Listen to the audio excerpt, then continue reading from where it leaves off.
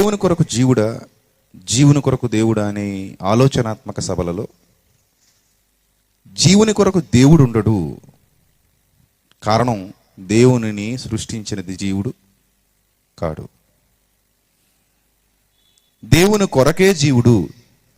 కారణం, జీవుణ్ణి నియమించినది, నిర్మించినది దేవుడు. కనుక భక్తుడైనటువంటి ఇర్మియా గారి జీవితంలో తల్లి గర్భమందే నేను నిన్ను రూపించుకున్నాను, అమ్మ కడుపులో నుంచి నువ్వు బయటికి రాకమునిపే జనములకు ప్రవక్తగా నువ్వు ఉండాలని నేను నిన్ను ప్రతిష్ఠించుకున్నాను, ప్రతికూల పరిస్థితుల్లో నీవు నా సేవ చేయాలని నిన్ను నేను ఏర్పాటు చేసుకున్నాను. ఇవన్నీ తండ్రి అయిన దేవుడు ఇర్మియా గారికి తెలియజేసినటువంటి వాస్తవాలు. ప్రియులరా, ఈ వాస్తవాలన్నీ ఆలోచిస్తున్నప్పుడు యుగాంతమందున్న మనకు బుద్ధి కలగాలి, యుగాంతమందున్న మనకు జ్ఞానం రావాలి. యుగాంతమందున్న మనం ఈ వాస్తవాలను ఆలోచిస్తూ దృష్టాంతాలుగా మన ముందుంచబడినటువంటి ఈ సత్యాలను గమనిస్తూ నేనెందుకు దేవుని కొరకు బ్రతకకూడదు, నేనెందుకు దేవుని కోసం జీవించకూడదని ఒక నిర్ణయానికి మనం రావాలి. అలా రానినాడు మనం దేవుని పిల్లలు అని చెప్పుకునే అర్హతనే సంపూర్ణంగా కోల్పోయిన వారం అవుతాం. కాబట్టి ప్రియులరా, ఈ రాత్రికాల సమయంలో మరికొన్ని వాస్తవాలు ఇర్మియా గారి జీవిత చరిత్రను గురించి మనం ఆలోచించాల్సి ఉంది. ఎందుకంటే గత రాత్రి సుమారుగా గంటన్నర పాటు ఈయన గురించిన వాస్తవాలు మనం బైబిల్ గ్రంథంలో నుండి చూసాం. దేవుని కొరకు నేనున్నాను, ఐ ఫర్ గాడ్, అంటే నేను దేవుని కోసం అనే ఒక బలమైన సంకల్పంతో ఇర్మియా గారు చేసినటువంటి పని, ఆయన జీవితకాలంలో ఆయన సాగించినటువంటి పరిచర్య, ప్రతికూల పరిస్థితుల్లో అందరూ వ్యతిరేకమైపోయినా సరే దేవుని కోసం నిలబడిన ఒక మహానుభావుడి చరిత్ర మనం బైబిల్ గ్రంథంలో నుండి చూడడం జరిగింది. ఆయన చేసినటువంటి సాహస కార్యాలు, ఆయన పడినటువంటి బాధలు అన్నిన్ని కావండి, ఎంత బాధ అనుభవించాడో, ఎంత ఆవేదన అనుభవించాడో బైబిల్ గ్రంథంలో చూస్తుంటే మనకు తెలుస్తూ ఉంటుంది.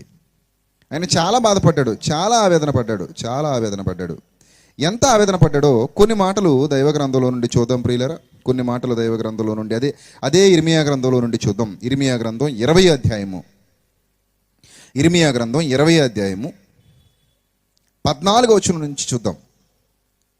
ఎంత బాధ, ఎంత ఆవేదన అతని హృదయంలో ఉందో, తానెంత భయంకరమైన శోధనలో ఉన్నాడో, దినదినము ఎంత నొప్పి అతని హృదయానికి కలుగుతుందో దేవుని పనిలో ఉండగా అతను మాట్లాడుతున్నటువంటి మాటలు చూద్దాం.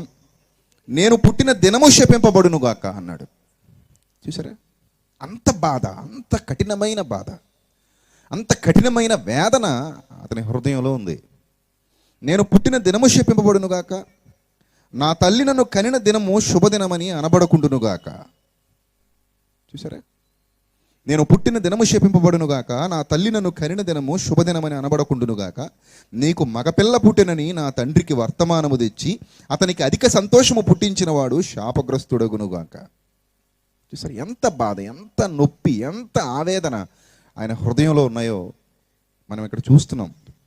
17వ వచనం, యెహోవా ఏమాత్రమును సంతాపము లేక నశింపజేసిన పట్టణముల వలె ఆ మనుష్యుడుండునుగాక. ఉదయమున ఆర్తధ్వనిని, మధ్యాహ్న కాలమందు యుద్ధధ్వనిని అతడు వినుగాక. కష్టమును దుఃఖమును చూచుటకై నా దినములు అవమానముతో గతించిపోవునట్లు నేనేల గర్భములో నుండి వెడలితిని అన్నాడు. అంటే ఈయన బ్రతుకులో కష్టాలు చూశాడు, అవమానాలు చూశాడు, కన్నీళ్లు చూశాడు. ఎవరి కోసం చూశాడు ఇవన్నీ?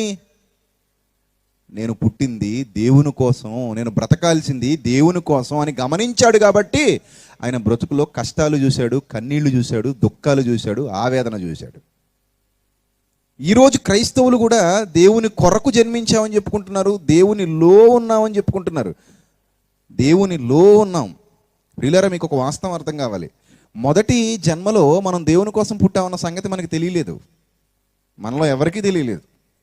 అమ్మ కడుపులో నుంచి వచ్చిన ఈ భూమి మీదకి రావడమే, దేవుని కొరకే అమ్మ కడుపులో నుంచి ఈ భూమి మీదకి వచ్చామన్న సంగతి ఎవరికి తెలియలేదు. అందుకే దేవుడు కొత్త జన్మ ద్వారా అయినా నువ్వు దేవుని కోసం పుట్టావన్న సంగతిని నీకు తెలియజేయాలి అనుకున్నాడు. మీలో కొత్తగా జన్మించిన వాళ్ళు ఎంతమంది ఉన్నారు? చేతులు ఎత్తండి. అమ్మ కడుపులో నుండి వచ్చిన జన్మ దేవుని కొరకు అనే వాస్తవం తెలియని వాడికి మరలా బాప్తిస్మం అనే ఒక గొప్ప కార్యక్రమం ద్వారా మరలా కొత్తగా జన్మింపజేసి ఈ జన్మలో నువ్వు దేవుని కోసమే బ్రతకాలి. సోదరుడు చెప్పినట్టు, నా మట్టుకైతే బ్రతుకుట క్రీస్తు, చావైతే లాభం అనే ఉన్నతమైన ఆలోచనలతో నువ్వు బ్రతకాలి అని నీకు నేర్పించడానికి మరలా జన్మింపజేశాడండి. మొదటి జన్మలో నేను దేవుని కొరకన్న సంగతి నీకు అర్థం కాలేదు కాబట్టి మరలా జన్మింపజేసి రెండవ జన్మ అని దానికి పేరు పెట్టాడు. ఆ రెండవ జన్మలో మీరు ఎంత గొప్పగా పుట్టారో చెప్తున్నాడు. చూడండి, యోహాను సువార్త మొదటి అధ్యాయము 12 నుంచి చదువుదాం, మీకు అర్థమవుతుంది. తనను ఎందరు అంగీకరించారో అనగా యేసుక్రీస్తుని ఎందరైతే సొంత రక్షకుడిగా అంగీకరించారో వారికి అందరికీ అనగా తన నామమునందు విశ్వాసం ఉంచిన వారికి దేవుని పిల్లలగుటకు ఆయన అధికారము అనుగ్రహించెను. దేవుని పిల్లలగుటకు ఆయన అధికారం అనుగ్రహించెను అంటే బాప్తిస్మం పొందడం ద్వారా, కొత్త జన్మ పొందుకోవడం ద్వారా మనం అందరం దేవునికి ఏమవుతున్నాం? పిల్లలమవుతున్నాం, దేవునికి కుమారులు అవుతున్నాం క్రీస్తు ద్వారా. రైట్. ఆ తర్వాత ఏమంటున్నాడు చూడండి, వారు అనగా అలా కొత్త జన్మ పొందుకున్నవారు, దేవుని పిల్లలగుటకు యేసుక్రీస్తు ద్వారా అధికారాన్ని పొందుకున్నవారు, బాప్తిస్మం పొందినవారు, నూతన జన్మ పొందినవారు దేవుని వలన పుట్టినవారే కానీ కొత్త జన్మలో దేవుని వలన పుట్టినవారే కానీ మరలా రక్తము వలనో శరీరేచ్ఛ వలనో మానుషేచ్ఛ వలనో పుట్టినవారు కారు. మీరు గమనించాలి జాగ్రత్తగా మాటని. అంటే మొదటి జన్మలో దేవుని కోసం బ్రతకాలన్న సంగతి తెలియలేదని దేవుడు మరో జన్మను జన్మించమంటున్నాడు, కొత్త జన్మ జన్మించమన్నాడు. ఆ కొత్త జన్మే బాప్తిస్మం. ఈ కొత్త జన్మ జన్మించిన మనం ఎలా ఉండాలి? ఇర్మియా కంటే గొప్పగా ఉండాలా, లేకపోతే ఇర్మియా కంటే కింద స్థాయిలో ఉండాలా? చెప్పండి. కొత్తగా జన్మించి బాప్తిస్మాలు పొందామని చేతులెత్తినటువంటి క్రైస్తవ సోదరులారా, మీరు ఇర్మియా కంటే ఉన్నతంగా ఆలోచించాలా, లేకపోతే ఇర్మియా కంటే కింది స్థాయిలో ఉండాలా? ఏ స్థితిలో ఉండాలి చెప్పండి? ఏ స్థితిలో ఉండాలి మీరు? ఇర్మియా కంటే ఒక అడుగు పైనే ఉండాలి. ఎందుకంటే ఇది సర్వసత్యం బాగా అర్థమైన కాలం కాబట్టి, సర్వసత్యం అంతా మనకు తెలిసిన కాలం కాబట్టి ఇర్మియా కంటే ఒక మెట్టు పైన ఉండాలి. కానీ మనం ఇర్మియా కంటే ఒక మెట్టు పైన ఉన్నామా, దిగజారిపోయి బతుకుతున్నామా? దేవుని కోసం నేను జీవించాలనుకున్నప్పుడే సమస్తాన్ని త్యాగం చేసి బాధలు, వేదనలు, కన్నీళ్లు, కష్టాలు, ఇరుకులు, ఇబ్బందులు, అవమానాలు భరించాడు, నిందలు భరించాడు. కానీ మనం అవమానాలు ఉండకూడదు, నిందలు ఉండకూడదు, క్రీస్తుని నమ్ముకుంటే కష్టాలు ఉండకూడదు, కన్నీళ్ళు ఉండకూడదు, క్రీస్తులోకి వచ్చిన తర్వాత అసలు మనకు రోగాలే ఉండకూడదు, క్రీస్తులోకి వచ్చిన తర్వాత అసలు మనకి సమస్యలే ఉండకూడదు, క్రీస్తులోకి వచ్చిన తర్వాత మనకు అసలు ఇరుకులు, ఇబ్బందులు, నిందలు, అవమానాలే ఉండకూడదు.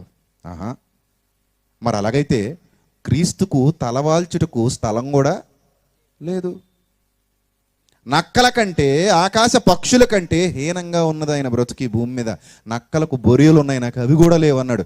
ఆకాశ పక్షులు గూళ్ళు ఉన్నాయి, నాకు అవి కూడా లేవన్నాడు. మరి దానికేమంటావు? అంటే క్రీస్తు అసలు క్రైస్తవులకు శిరస్సే కాదంటావా?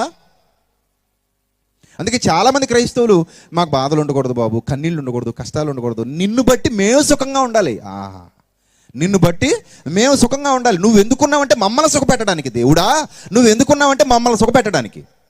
అసలు నీ పోస్టే అందుకు, నీ పోస్ట్ ఎందుకంటే మమ్మల్ని సుఖపెట్టడానికి. కానీ ఇర్మియా అలా అనుకోలేదు. ఏమనుకున్నాడో తెలుసా? నా పోస్ట్ ఎందుకంటే ఆయన్ని సంతోషపెట్టడానికి. నేను ఎన్ని బాధలైన ఇనుప కొలిమిలో, ఇబ్బందిలో నేను పరీక్షింపబడుతున్నాను.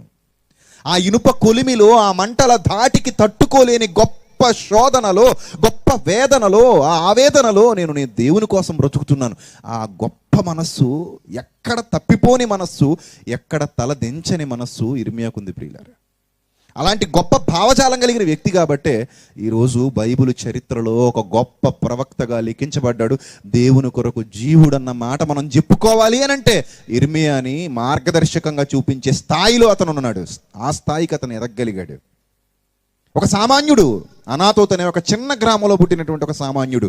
ఆ సామాన్యుడు ఆ స్థాయికి వెళ్ళగలిగాడంటే కారణం దేవుని పట్ల అతనికి ఉన్నటువంటి అమితమైన భక్తి, అమితమైన ప్రేమ.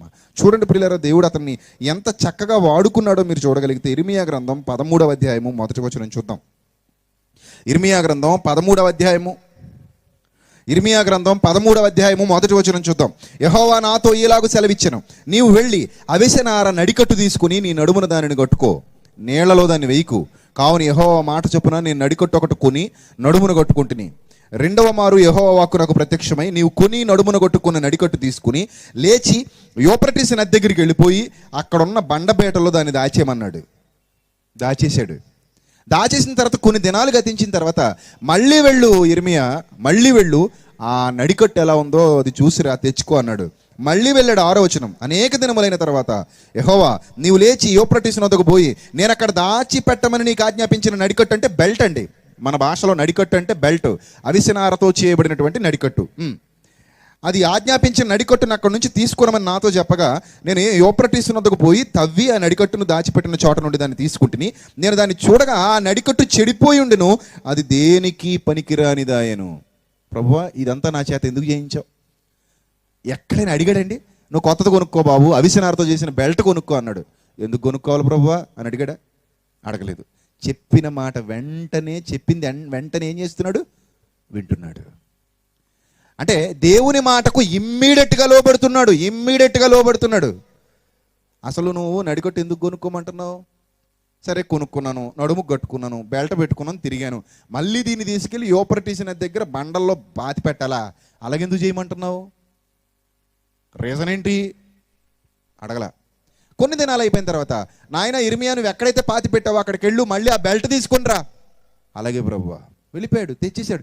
ఇదేంటండి ఇలాంటి పిచ్చి పిచ్చి పనులన్నీ చేస్తున్నాడు దేవుడు అని ఏమైనా అన్నాడా?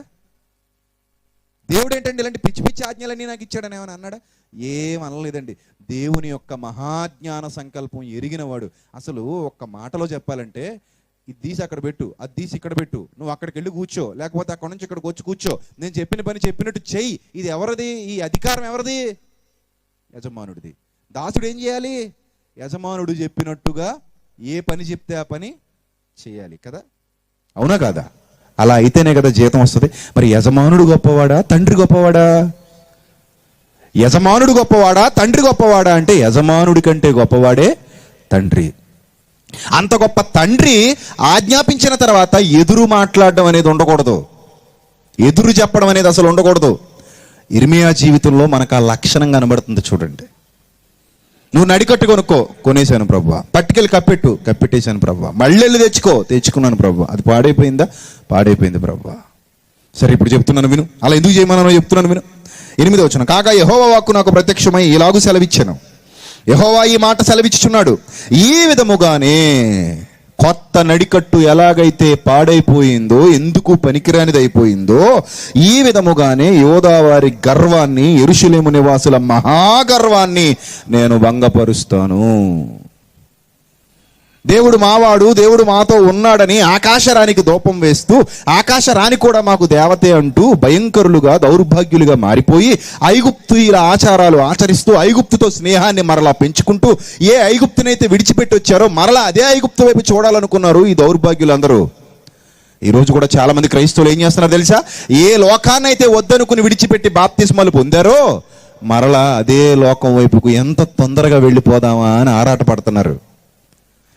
ఇదే శరీరాలతో ఒకప్పుడు తాగుబోతులుగా, తిరుగుబోతులుగా, వ్యభిచారులుగా, లంచగొండులుగా, దొంగలుగా, అబద్ధికులుగా, మోసగాళ్లుగా చెడిపోయి ఐగుప్తు అనే ఆ లోకంలో ఇశ్రాయేలీలు ఒకప్పుడు ఎలా ఉన్నారో మనం కూడా అలాగే లోక సంబంధులుగా బ్రతుకుతుంటే, ఎర్ర సముద్రాన్ని 2 పాయలు చేసి వాళ్ళని ఎలాగైతే పాలు తేనెలు ప్రవహించే కనాను దేశానికి నడిపించాడో మనల్ని కూడా అలాగే నీటి బాప్తిస్మం ద్వారా పరిశుద్ధాత్మను మనకు అనుగ్రహించి ఒక కొత్త జీవితాన్ని మనకు ప్రసాదించి, మన పాత పాపాలన్నిటికీ చరమగీతం పాడి ఒక కొత్త అవకాశాన్ని మనకు ప్రసాదించి నీతిగా నా కోసం బ్రతకండి అంటే మనం కూడా మళ్ళీ కక్కిన దాని వైపు చాలాసార్లు చూస్తున్నాం. కక్కిన దానికి కుక్క తిరగబడినట్టు, కడగబడిన పంది మరలా బురదలో దొర్లునట్టు అను సామెత చెప్పున ఈరోజు క్రైస్తవులకు సంభవిస్తుంది. ఒకరోజు ఇశ్రాయేలీలకు కూడా అదే సంభవించింది. వాళ్ళు విడిచి వచ్చిన ఐగుప్తు వైపు చూడడం మానలేకపోయారు. ఈ తరాలు గతించిపోయాయి. ఇర్మియా కాలానికి వచ్చేసరికి ఎన్నో తరాలు గతించిపోయాయి. ఎన్ని తరాలు గతించిపోయినా ఈ దౌర్భాగ్యులు తమ పితరులు ఒకప్పుడున్న ఐగుప్తు పట్టణం వైపే మళ్ళీ తిరిగి చూస్తున్నారు. అదే దేవుడు చెబుతూ ఏమంటున్నాడు తెలుసా? యోధా వారి గర్వము, యెరూషలేము నివాసుల మహాగర్వమును నేను భంగపరుచుదును. గర్వాంధుల గర్వమును అణిచేవాడే దేవుడు. ఆ గర్వమును నేను భంగపరుచుదును.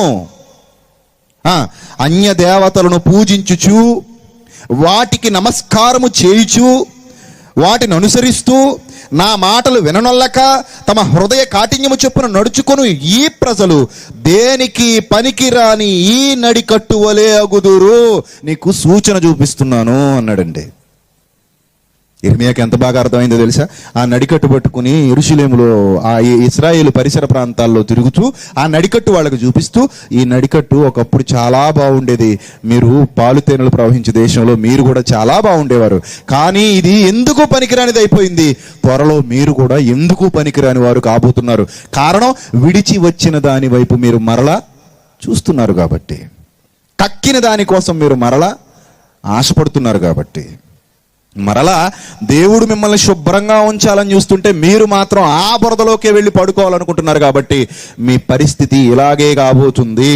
చూడండి ఏమంటున్నాడు, వారు నాకు కీర్తి స్తోత్ర మహిమలు కలుగుటకై వారు నాకు జనముగా ఉండునట్లు నేను ఇశ్రాయేలు వంశస్థులనందరినీ, యోధా వంశస్థులనందరినీ నడికట్టు నరుని నడుమునకు అంటియున్న రీతిగా నన్ను అంటియుండజేసి తిని.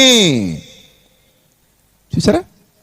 అసలు ఈ ప్రజలందరినీ, ఇశ్రాయేలులందరినీ, యూదులందరినీ, వీళ్ళందరినీ నడికట్టు అంటే బెల్ట్ మనిషి నడుముకి ఎలాగైతే గట్టిగా టైట్గా పట్టుకుని ఉంటుందో, బెల్ట్ చూడండి ఎంత టైట్గా ఉంటుందో మన ప్యాంట్కి, అంత టైట్గా నేను నా ప్రజల్ని నడికట్టులా భావించాను, నా నడుముకు చుట్టుకున్నాను. కానీ వీళ్ళేం చేశారు? వారు నా మాటలు వినకపోయి ఉన్నారని యెహోవా సెలవిచ్చుచున్నాడు. వారు నా మాటలు వినకపోయి ఉన్నారని యెహోవా సెలవిచ్చుచున్నాడు. అప్పుడు కాబట్టి నీవు వారితో చెప్పవలసిన మాట ఏదనగా, ఇశ్రాయేలు దేవుడైన యెహోవా ఇలాగు సెలవిచ్చుచున్నాడు, ప్రతి సిద్ధయు ద్రాక్షారసముతో నింపబడును, ప్రతి సిద్ధయు ద్రాక్షారసముతో నింపబడునని మాకు తెలియదా అని వారు నీతో అని ఎడల ఈ మాట చెప్పు, ఈ దేశ నివాసులందరినీ నేను మత్తులుగా చేయబోతున్నాను. భయంకరమైన శ్రమ వాళ్ళ మీదకి రాబోతుంది. ఈ నడికట్టు ఎలాగైతే చెడిపోయిందో ఈ ప్రజలందరూ అలాగే చెడిపోబోతున్నారు. కారణం, వాళ్ళు ఎటువైపు చూశారు? విడిచి వచ్చిన లోకం వైపు మరలా చూశారు, విడిచి వచ్చిన లోకం వైపు చూశారు. అందుకే ఈ నడికట్టు ఎలా ఉందో అలాగే ఉండబోతుంది. ఏమంటే ఎంత కఠినమైన నిర్ణయాలు దేవుడు తీసుకోవడానికి గల కారణం ఏంటో తెలుసా అండి? ఇర్మియా లాంటి వాళ్ళు అందరూ ఉండుంటే వాళ్ళకి అసలు ఏ ప్రాబ్లం రాకపోయేదండి. దేవుడు గద్ద రెక్కల మీద మోసుకుని వచ్చినట్టుగా పగలు ఎండ దెబ్బ కానీ రాత్రి మంచు దెబ్బ కానీ తగలకుండా, వాళ్ళ పాదాలకున్న చెప్పులు అరిగిపోకుండా, వాళ్ళు వేసుకున్న బట్టలు మాసిపోకుండా కాపాడుకుంటూ తీసుకొచ్చాడు వాళ్ళ పితరుల్ని. అంత ప్రేమ చూపించి అంత కాపాడిన వాడు వీళ్ళను మాత్రం ఎందుకు చితక్కొట్టాలనుకుంటున్నాడు? వీళ్ళను మాత్రం ఎందుకు అంత భయంకరమైన శాపాగ్నికి లోను చేయాలనుకుంటున్నాడు? కారణం ఏంటో తెలుసా? ఇర్మియా కాలానికి వచ్చేసరికే కొన్ని భయానకమైన సంఘటనలు ఇశ్రాయేలు మధ్యలో జరిగిపోయాయి. ఇశ్రాయేలు మధ్యలో జరిగినటువంటి ఆ భయానకమైన సంఘటన ఏంటో తెలుసా? మనష్షే అనే ఒక భ్రష్టుడు ఉన్నాడు. వాడు జీవుని కొరకు దేవుడు అనుకునే గ్రూపుకి చెందినవాడు, దేవుని కొరకు జీవుడు అనుకునేవాడు కాడువాడు. వాడి పేరు మనష్షే.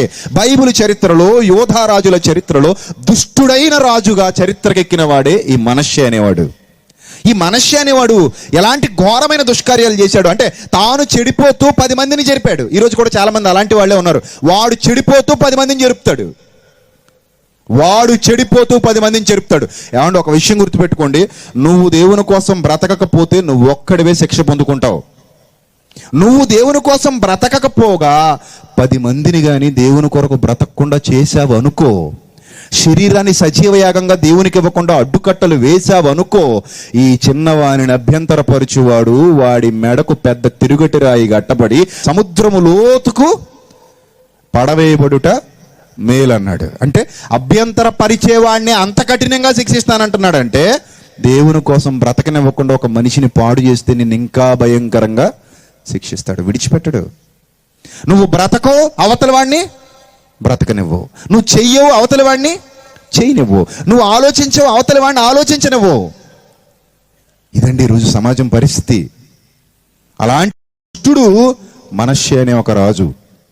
వాడు ఎంత నీచమైన కార్యాలు చేశాడు. అసలు ఇర్మియాని ఎందుకింత పవర్ఫుల్గా వాడుకుని నువ్వు పెళ్ళగించుటకు, కొట్టుటకు, నువ్వు తీసివేయుటకు, నాటుటకు, ఇవన్నీ ఎందుకు చెప్తున్నాడు అంటే, అప్పటికే ఇశ్రాయేలు చరిత్రలో భయంకరమైన తప్పిదాలు జరిగిపోయాయి.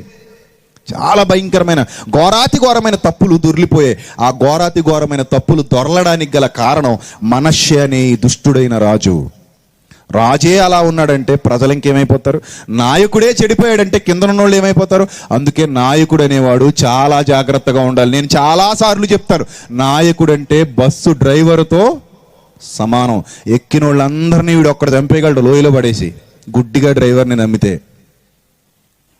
డ్రైవర్ని నమ్మేస్తే ఎక్కిన వాళ్ళందరినీ ఒక లోయలోకి తీసుకెళ్ళి మొత్తం చంపేయగలడు. అందుకే నాయకుడైన వాడు, రాజు అయిన వాడు చాలా జాగ్రత్తగా ఉండాలి. కానీ రాజు అనేవాడు ఇర్మియా కాలానికి ముందే పతనమైపోతున్న కాలంలోనే ఇర్మియా పుట్టాడు. ఆ ఇర్మియా కాలానికంటే ఇంకా పుడతాడు కొన్ని రోజులకి అనగానే ఈ దుష్టుడు ఎంత దుష్టత్వాన్ని ఇశ్రాయేలీయులకు బాగా ఎక్కించేశాడో మీరు చూడగలిగితే ప్రియులారా, చూద్దాం. రాజులు 2వ గ్రంథం 21వ అధ్యాయం. రాజులు 2వ గ్రంథం, దయచేసి అందరూ బైబిల్ ఓపెన్ చేయాలి. 21వ అధ్యాయం మొదటి వచనం ఒకసారి చూడండి. మనష్షే ఏలన ఆరంభించినప్పుడు 12 ఏళ్ల వాడై యెరూషలేములో 55 సంవత్సరాలు ఏలాడట. ఈడు వయసు ఎంతట ఏలన ఆరంభించినప్పుడు? 12 సంవత్సరాలు. అతని తల్లి పేరు హెప్సీబా. అతడు యెహోవా దృష్టికి చెడుతనము జరిగించుచు ఇశ్రాయేలీయుల ఎదుట నిలవకుండా యెహోవా వెళ్ళగొట్టిన జనములు చేసినట్లు హేయ క్రియలు చేయుచూ వచ్చెను. ఎవరెవరినైతే ఆ పరిసర ప్రాంతాల్లో నుండి ప్రభువు వెళ్ళగొట్టి ఈ పాలుతేనెలు ప్రవహించే పాలస్తీనా దేశాన్ని ఇశ్రాయేలీయులకు అప్పగించారో ఆ దేశంలో పూర్వం ఉండేవాళ్ళు ఎంత నీచమైన కార్యాలు చేశారో అలాంటి కార్యాలు వీడు చేశాడు. 3వ వచనం, తన తండ్రి అయిన హిజ్కియా పడగొట్టిన ఉన్నత స్థలాలు అతడు తిరిగి కట్టించాడు. బయలుదేవతకు బలిపీఠాలు కట్టించాడు. ఇశ్రాయేలు రాజైన ఆహబు చేసినట్లు దేవతా స్తంభాలు చేయించాడు. నక్షత్రాలకు మొక్కి వాటిని పూజించుచుండెను. మరియు నా నామము ఉంచుదునని యెహోవా సెలవిచ్చిన యెరూషలేములో అతడు యెహోవా మందిరమందే ఈ దౌర్భాగ్యపు నీచమైన వాటన్నిటికీ బలిపీఠాలు కట్టించాడు. అంటే సొలొమోను కట్టించిన మందిరంలో ఈడు కూడా బలిపీఠాలు కట్టించాడు. ఆ బలిపీఠాలన్నీ కూడా ఆకాశాలకి, నక్షత్రాలకి, వీడు పెట్టిన బయలుదేవతకి, ఇంకా భయంకరమైన వాటన్నిటికీ. తర్వాత మరియు యెహోవా మందిరమునకున్న 2 శాలలలో ఆకాశ సమూహాలకు అతడు బలిపీఠాలు కట్టించాడు. అతడు తన కుమారుని అగ్నిగుండాలు దాటించాడు. జ్యోతిష్యాలు, శకునాలు వాడుక చేశాడు. యక్షిణగాండ్రతో, సోదిగాండ్రతో సాంగత్యాలు చేశాడు. ఈ ప్రకారముగా అతడు యెహోవా దృష్టికి బహుగా చెడు నడత నడిచాడు. తాను చెడిపోయాడు. 10వ వచనం జాగ్రత్తగా చూడండి. ఇప్పుడు 10వ వచనం, కాగా యెహోవా తన సేవకులైన ప్రవక్తల ద్వారా ఇలాగు సెలవిచ్చెను. రాజులు 2వ గ్రంథం 21వ అధ్యాయము 10వ వచనం, ఇలాగు సెలవిచ్చెను. యోధా రాజైన మనష్షే ఈ హేయమైన కార్యములను చేసి తనకు ముందున్న అమోరీయులను మించిన చెడు నడత కనుపరిచి తాను పెట్టుకున్న విగ్రహముల వలన యోధా వారు పాపము చేయుటకు కారకుడాయెనో. ఎవరు పాపం చేయుటకు? వీడు కారకుడట. యోధా వాళ్ళందరూ పాపం చేయడానికి వీడు కారకుడు. చూసారా? అంటే రాజు కదా, రాజు ఏం చేసినా కరెక్టే, రాజు ఏది చెప్పినా కరెక్టే అని ఈ రాజును అనుసరించి చాలామంది చెడిపోయారు ప్రియులారా. తర్వాత చూడండి ఏమంటున్నాడు, కావున ఇశ్రాయేలీయుల దేవుడని యెహోవా సెలవిచ్చినదేమనగా వినువాని 2 చెవులు గింగురుమనునంత కీడు యెరూషలేము మీదికి యోధా వారి మీదికి రప్పించుచు నేను షోమ్రోనును కొలిచిన నూలును ఆహాబు కుటుంబములను సరిచూచిన మట్టపు గుండును యెరూషలేము మీద సాగలాగుదును. 16వ వచనం, మరియు మనష్షే యెహోవా దృష్టికి చెడు నడత నడిచి యోధా వారిని పాపములో దింపిందిగాక. చూడాలి జాగ్రత్తగా. యోధా వారిని ఎందులో దింపాడట? వీడు పాపంలో దింపాడట. అంటే జీవుని కొరకు దేవుడనే ఒక భ్రమను కల్పించి ఆకాశ రాణి అని, ఇదిగో బయలు దేవతని, నక్షత్రాలకు పూజలు చేయండి అని, గ్రహాలకు చేయండి అని, శకునుగాండ్రని, జ్యోతిష్కులని, లేనివి ఉన్నవి కల్పించి చెత్త చెదారం తీసుకొచ్చి పరిశుద్ధులుగా బ్రతకవలసిన, ధర్మశాస్త్రాన్ని అనుసరించి నీతిగా జీవించవలసిన ఇశ్రాయేలీయుల్ని చెడగొట్టేశాడు. యోధా వారిని చెడగొట్టేశాడు. వాళ్ళందరినీ కావాలని పాడు చేశాడు. దయ్యం పక్షాన నిలబడి, సాతాను పక్షాన నిలబడి వాళ్ళందరినీ కావాలని పాడు చేశాడు. అంటే వీడు చేస్తున్న పాపాన్ని వాళ్ళకు కూడా నేర్పించాడు. చాలా ఘోరమైన పరిస్థితి అండి అది. వీడు చేస్తున్న పాపాన్ని వాళ్ళకు కూడా అంటగట్టి పాపములో దింపినది గాక యెరూషలేమును ఈ కొన నుండి ఆ కొన వరకు రక్తముతో నిండినట్లు నిరపరాధుల రక్తమును బహుగా ఒలికించెను. ఎప్పుడైతే ఇలాంటి కార్యాలు చేశాడో, ఎంత నీచమైన కార్యాలు చేశాడో, దేవుని యొక్క కోపాగ్ని ఇశ్రాయేలీయులందరి మీదకి దిగి వచ్చింది. నా ధర్మశాస్త్రాన్ని వదిలేసి ఒక్క మనిషి మాట వింటారా మీరు? నా గ్రంథాన్ని పక్కన పెట్టేసి ఒక పనికిమాలినోడు మాట వింటారా మీరు? ఈనాడు కూడా ఇలాంటి వాళ్ళు చాలా మంది ఉన్నారు. జాగ్రత్త. నువ్వు చెడిపోగా మరొకరిని చెడుపుతావా? నువ్వు పాడైపోగా మరొకరిని పాడు చేస్తావా? నువ్వు పోయింది గాక ఇంకొకరిని నీతో పాటు పాతాళ గుండానికి తీసుకుని వెళ్ళిపోతావా? అది ఎంత భయంకరమైన పాపమో తెలుసా నీకు? అది ఎంత భయంకరమైన పాపమో తెలుసా? మనష్షే చేసిన ఈ పని వల్ల ఇశ్రాయేలు దేశం మొత్తం నాశనానికి వెళ్ళిపోయింది. అంటే దేవుని కోసం బ్రతకని ఒక్క చీడ పురుగు తయారైతే చాలు, ఎందరో దేవుని పిల్లలు నాశనానికి వెళ్ళిపోతారు. ఒక్క చీడ పురుగు ఎందరినో నాశనం చేయగలదు. అలాంటి చీడ పురుగే ఈ మనష్షే. వీడి గురించి ఇంకా చూడండి ఎంత ఇన్ఫర్మేషన్ ఉందో బైబిల్లో. అదే రాజులు 2వ గ్రంథం 23వ అధ్యాయం 26వ వచనం. అదే రాజులు 2వ గ్రంథం 23వ అధ్యాయము 26వ వచనం చూడండి ఏమనుందో. వీడి గురించి రాస్తున్నాడు. అయినను మనష్షే యెహోవాకు పుట్టించిన కోపమును బట్టి ఆయన కోపాగ్ని ఇంకనూ చల్లారకుండా యోధా వారి మీద మండుచూంది. వాడు చేసి బాగానే పోయాడు. వీళ్ళు మాంతారా? వీళ్ళు మానలేదు. అవే బలిపీఠాలు, అవే ఆకాశరాణి, అవే బయలుదేవత, అవే నక్షత్రాలు, అవే గ్రహాలు, అవే శకునగాండ్రు, ఆ జ్యోతిష్కులు, ఆ శకునాలు, ఆ మాయగాళ్ళు, మోసగాళ్ళు, అబద్ధ ప్రవచనాలు, అబద్ధ ప్రవక్తలు ఇష్టానుసారంగా జీవితాలు నాశనం చేసేసుకుని పిల్లల్ని అగ్నిగుండాల్లో పడేస్తూ పిల్లల్ని ఆ దేవతలకు బలులిచ్చేస్తూ యెహోవా ధర్మశాస్త్రాన్ని ఎక్కడో వదిలేసి ఇష్టం వచ్చినట్టుగా బ్రతకడానికి అలవాటు పడిపోయారు. మొత్తం అందరూ భయభక్తులు కోల్పోయారు. ఎవరు దేవునికి ప్రార్థన చేయడం మానేశారు. ప్రార్థనలో చల్లారిపోయారు, వాక్యంలో చల్లారిపోయారు, ధర్మశాస్త్రాన్ని ఆలోచించడం మానేశారు. దేవునికి భయపడాలన్న ఇంగిత జ్ఞానమే కోల్పోయారు. ఏం చేసినా పర్లేదు, శరీరం ఏమైపోయినా పర్లేదు, పాపాలను ఎప్పటికప్పుడు క్షమిస్తూ ఉంటాడు. నువ్వు కొత్తగా పాపాలు చేసుకో, ఆయన ఫ్రెష్గా క్షమించేస్తూ ఉంటాడు. దౌర్భాగ్యకరమైన పరిస్థితి. దయ్యం, సాతాను ఒక మనిషిని ఎంత నీచమైన స్థితిలోకి తీసుకెళ్ళిపోతుందో మీకు అర్థం కావాలి ప్రియులారా. వీడు చేసిన పనికి మొత్తం వాళ్ళందరూ అదే స్థితిలో కొనసాగుతున్నారు. ఆ కోపం ఇంకా చల్లారలేదట చూడండి దేవునికి. నా కోసం బతకాల్సిన వాడు నా కోసం బతకకపోతే నాకు మంట కదా? ఖచ్చితంగా మంటే. నువ్వు ఒక చెట్టు నాటుకుంటావు, చాలా కళ్ళగంటావు, ఈ చెట్టు పెరగాలి, పెద్దదైపోవాలి, నా కోసం ఫలాలు ఫలించేయాలనుకుంటావు. అది ఫలించిన నాడు గొడ్డలు తీసుకుని నువ్వే నరకడానికి బయలుదేరతావు. పంట వేసుకుంటావు, ఎరువు వేస్తావు, పెట్టుబడి పెట్టేస్తావు, మందులు కొడతావు. సంవత్సరాంతంలో అనగా ఆ పంట నీ చేతికి వచ్చే కోతకాలంలో అక్కడికి వెళ్ళి చూసిన తర్వాత నీకేమీ రాకుండా మొత్తం ఎండిపోయిందనుకో, ఆ చేను మొత్తాన్ని తగలెట్టేస్తావు. ఎందుకు? నాకు ఏ ఒక్క గింజ కూడా ఇవ్వకుండా నా పెట్టుబడి మొత్తం తినేసిందని. అంతెందుకండి, ఆఫ్టర్ ఆల్ 50,000 60,000 పెట్టి ఒక గేదెను కొనుక్కుని 4 మోపులు గడ్డి తెచ్చి దానికి వాడేసి కొంత కుడితి పెట్టేసి తెపాలా పట్టుకుని దాని ముందు కూర్చున్నప్పుడు గుండు పగిలిపోయేలా ఒక్క తన్ను తన్నిందనుకో, ఎంత నొప్పి వచ్చేదో తెలుసా నీకు? ఆ తర్వాత లేచి ఒక్కసారి ఆ గడ్డి మోపు చూసుకుని, కుర్తిగిన్ని చూసుకుని, చేతిలో తెపాలా పక్కన పెట్టి మంచి వాటమైన కర్ర తీసుకుని దాన్ని కొడతావు. కొట్టిన దెబ్బ కొట్టకుండా కొట్టేటప్పుడు ఏమంటావు తెలుసా? ఎంత తిన్నావే, నన్ను దంతావా?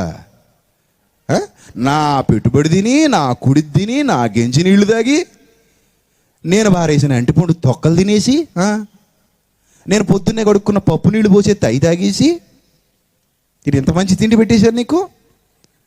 నేను ఆడించుకున్న బియ్యమేమో లోనెట్టుకుని తౌడు తెచ్చి నీకు ఎడితే అది తినేసావు. ఇవన్నీ శుభ్రమైన తిన్నంత తినేసి తపేలా పట్టుకుని వస్తే నా టొపేరం పగిలిపోయేలా తొంతవా. అందుకని ఏం చేయాలి ఇప్పుడు? కొట్టిన దెబ్బ కొట్టకుండా కొట్టాలి.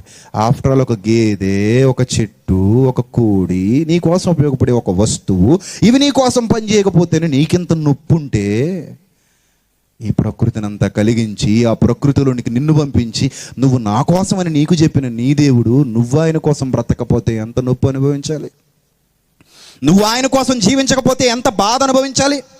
నువ్వు ఆయన కోసం ఆలోచించకపోతే ఎంత కన్నీరు, ఎంత ఆవేదన అతని హృదయంలో రావాలి, ఆయన హృదయంలో రావాలి. ఆలోచించండి. చూడండి, ఇంకా చూడండి ఈ మనష్షే గురించి మరొక మాట. రాజుల అదే 2వ గ్రంథం 24వ అధ్యాయము 1వ వచనం నుంచి చూద్దాం. యెహోయాకీము దినములలో బబులోను రాజైన నెబుకద్నెజరు యెరూషలేము మీదికి వచ్చెను. యెహోయాకీము అతనికి దాసుడై 3 ఏండ్లు సేవ చేసిన తర్వాత అతని మీద తిరుగుబాటు చేయగా యెహోవా అతని మీదికి తన సేవకులైన ప్రవక్తల ద్వారా తాను సెలవిచ్చిన మాట చొప్పున యోధా దేశమును నాశనము చేయుటకై దాని మీదికి కల్దీయుల సైన్యమును, సిరియనుల సైన్యమును, మోయాబీయుల సైన్యమును, అమ్మోనీయుల సైన్యములను రప్పించెను. 3వ వచనం అండర్లైన్ చేసుకోండి. మనష్షే చేసిన క్రియలన్నిటిని బట్టి అతడు నిరపరాధులను హతము చేయుటను బట్టి యోధావారు యెహోవా సముఖము నుండి పారదోలబడునట్లుగా ఆయన ఆజ్ఞ వలన ఇది వారి మీదికి వచ్చెను. వారిని క్షమించే మనస్సు కూడా దేవుడికి లేదు. వారిని క్షమించాలన్న ఆలోచన కూడా దేవునికి లేదు. ఎందుకు లేదో తెలుసా? వారు చేసిన పాపాలు ఆకాశాన్ని అంటుతున్నాయి. అలాంటి టైంలో మారు మనస్సు లేకుండా ఇష్టానుసారంగా వాళ్ళు బ్రతుకుతున్న కాలంలో ఇర్మియా గారు దేవుని కోసం బ్రతకాలని ముందుకొచ్చాడు. అందుకే ఇర్మియాను వాడుకుంటున్నాడు దేవుడు, పంపిస్తున్నాడు, బుద్ధి చెప్పిస్తున్నాడు. అలా బుద్ధి చెబుతుంటే ఏమైందో చూడండి. ఇర్మియా గ్రంథం 36వ అధ్యాయము 1వ వచనం చూడండి జాగ్రత్తగా. చరిత్ర ఇదంతా మీకు తెలియాలి. ఈ చరిత్ర అంతా తెలియాలంటే బైబిల్ అంతా మీరు జాగ్రత్తగా చదవాలి. చారిత్రాత్మకమైన విషయాలు మీకు అర్థమవుతాయి. ఈ ఇర్మియా గ్రంథం 36వ అధ్యాయం 1వ వచనం. యోధారాజైన యోషియా కుమారుడు యెహోయాకీము 4వ సంవత్సరమున యెహోవా వాక్కు ఇర్మియాకు ప్రత్యక్షమై ఎలాగూ సెలవిచ్చెను. నాయనా ఇర్మియా, నువ్వు ఒక పుస్తకపు చోట తీసుకో. నేను నీతో మాట్లాడిన దినం మొదలుకొని, అనగా యోషియా కాలం మొదలుకొని నేటి వరకు ఇశ్రాయేలు వారిని గూర్చి, యోధా వారిని గూర్చి, సమస్త జనములను గూర్చి నేను నీతో పలికిన మాటలన్నీ రాసేయి. అలా రాసేసి నేను వారి మీదికి పంపిస్తున్నటువంటి ఇవన్నీ విని వాళ్ళు ఏమైనా పశ్చాత్తాపడతారేమో, దుర్మార్గతను విడిచిపెడతారేమో రాసి వాళ్ళకు అప్పగించని ప్రవక్తకి పని చెప్పాడు. ఇప్పుడు అదెంత పని? మొత్తం యోషియా కాలం నుండి జరిగిందంతా, ఈయన పరిచర్య మొదలుపెట్టిన దగ్గర నుంచి ఈయనతో ఏం మాట్లాడాడో అన్నీ రాసుకుంటూ రావాలి. అప్పుడు చూడండి 4వ వచనం. ఇర్మియా నేరియా కుమారుడైన బారూకును పిలవనంపగా అతడు యెహోవా ఇర్మియాతో చెప్పిన మాటలన్నిటినీ ఇర్మియా నోటి మాటలను బట్టి ఆ పుస్తకంలో రాసెను. ఇర్మియా నోటి మాటను బట్టి ఆ పుస్తకంలో రాశాడు, బారూకుతో రాయించాడు. బారూకు నమ్మకమైన సేవకుడు ఇర్మియాకి. బారూకు రాసిన తర్వాత రాజు దగ్గరికి ఇతడు వెళ్ళకూడదన్న నిషేధం ఉంది, నిన్న మీకు చెప్పాను. మరి ఎలా అంటే, నువ్వు వెళ్ళు బారూకు, రాజుకు వినిపించు, అక్కడ అతనికి అబద్ధాలు చెబుతున్న వాళ్ళకి వినిపించు, రాబోయే భయంకరమైన పరిస్థితిని గురించి వాళ్ళకు వివరించు. దేవుడు చెప్పమన్నాడు, ఇర్మియా పంపించాడు, బారూకు వెళ్ళాడు. బారూకు వెళ్ళిన తర్వాత ఏం జరిగిందో తెలుసా? అతడు చదివిన పుస్తకం అంతా పట్టుకొచ్చాడు, రాసిన మాటలన్నీ చదివి వినిపించిన తర్వాత ఏం జరిగిందో ఒక్కసారి మీరు చూడగలిగితే 22వ వచనం చూడండి జాగ్రత్తగా. 22వ వచనం.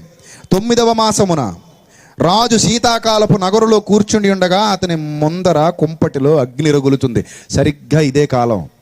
చలిగా ఉంది రాజుకి, మంట వేసుకుని కూర్చున్నాడు, చలిమంట కాగుతున్నాడు.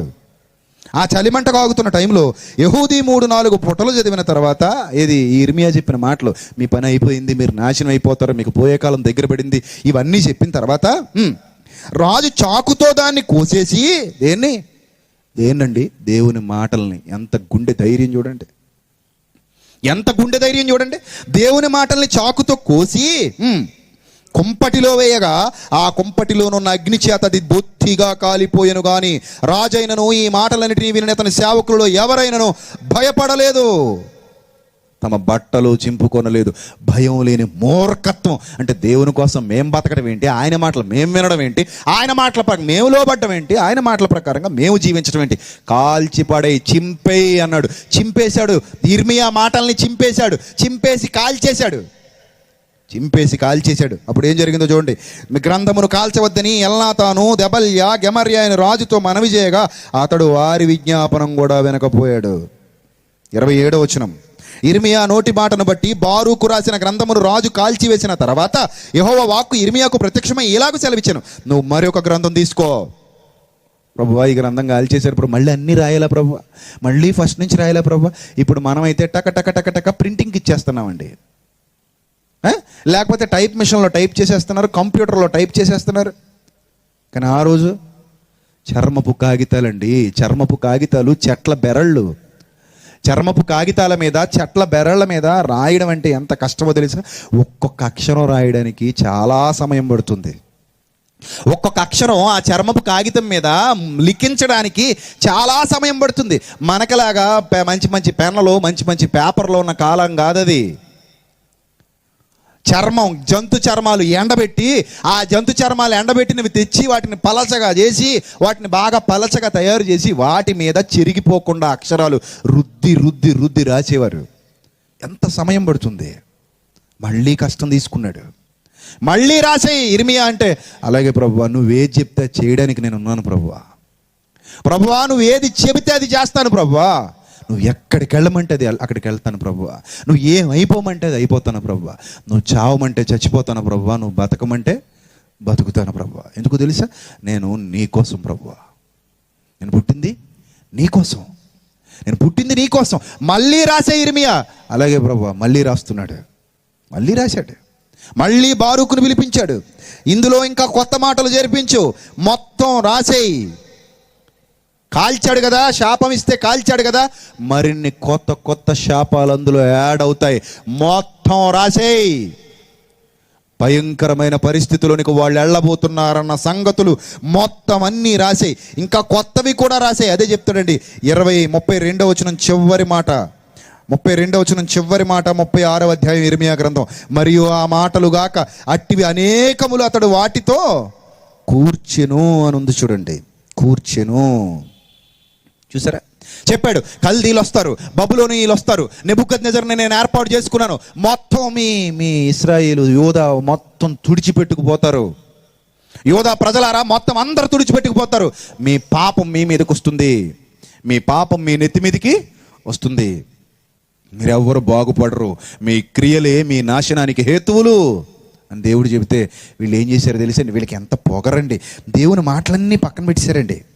దేవుని మాటలన్నీ పక్కన పెట్టేసి ఫరో సహాయం కోరుకున్నారండి. కల్దీయులు మా మీదకి యుద్ధానికి వస్తే, ఐగుప్తీయులారా మీరు మాకు సహాయం చేయండి. చూసారా? దేవుడు చెప్పిన మాటను వినకుండా దేవుడు ఇర్మియాతో చెప్పిస్తే చెప్పిన మాటలన్నీ కాల్చేసి రాజు అగ్నిలో పడేసి ఎవరి సహాయాన్ని అర్థిస్తున్నాడు? వెళ్ళి ఫరో సహాయాన్ని అర్థిస్తున్నాడు. అంటే ఐగుప్తు సహాయాన్ని అర్థిస్తున్నాడు. చూసారా? జోగి ఎప్పుడు రాసుకుంటారు. చెడ్డోడు ఎప్పుడు ఎవరితో కనెక్ట్ అవుతాడు? చెడ్డోడితోనే కనెక్ట్ అవుతాడు, మంచోడితో కనెక్ట్ అవ్వడు.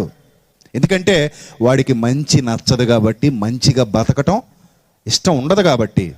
వీడు ఎప్పుడు చెడ్డోడు ఉండాలనే కోరుకుంటాడు. కాబట్టి వీళ్ళు దేవుడు ఇన్ని మాటలు చెప్పి మీరు మారతారా అంటే రాజే చింపేసి అగ్నిలో పడేసాడు దేవుని వాక్యాన్ని. దేవుని మాటలను అగ్నిలో పడేసి ఇర్మియానేమో బంధించేశారు.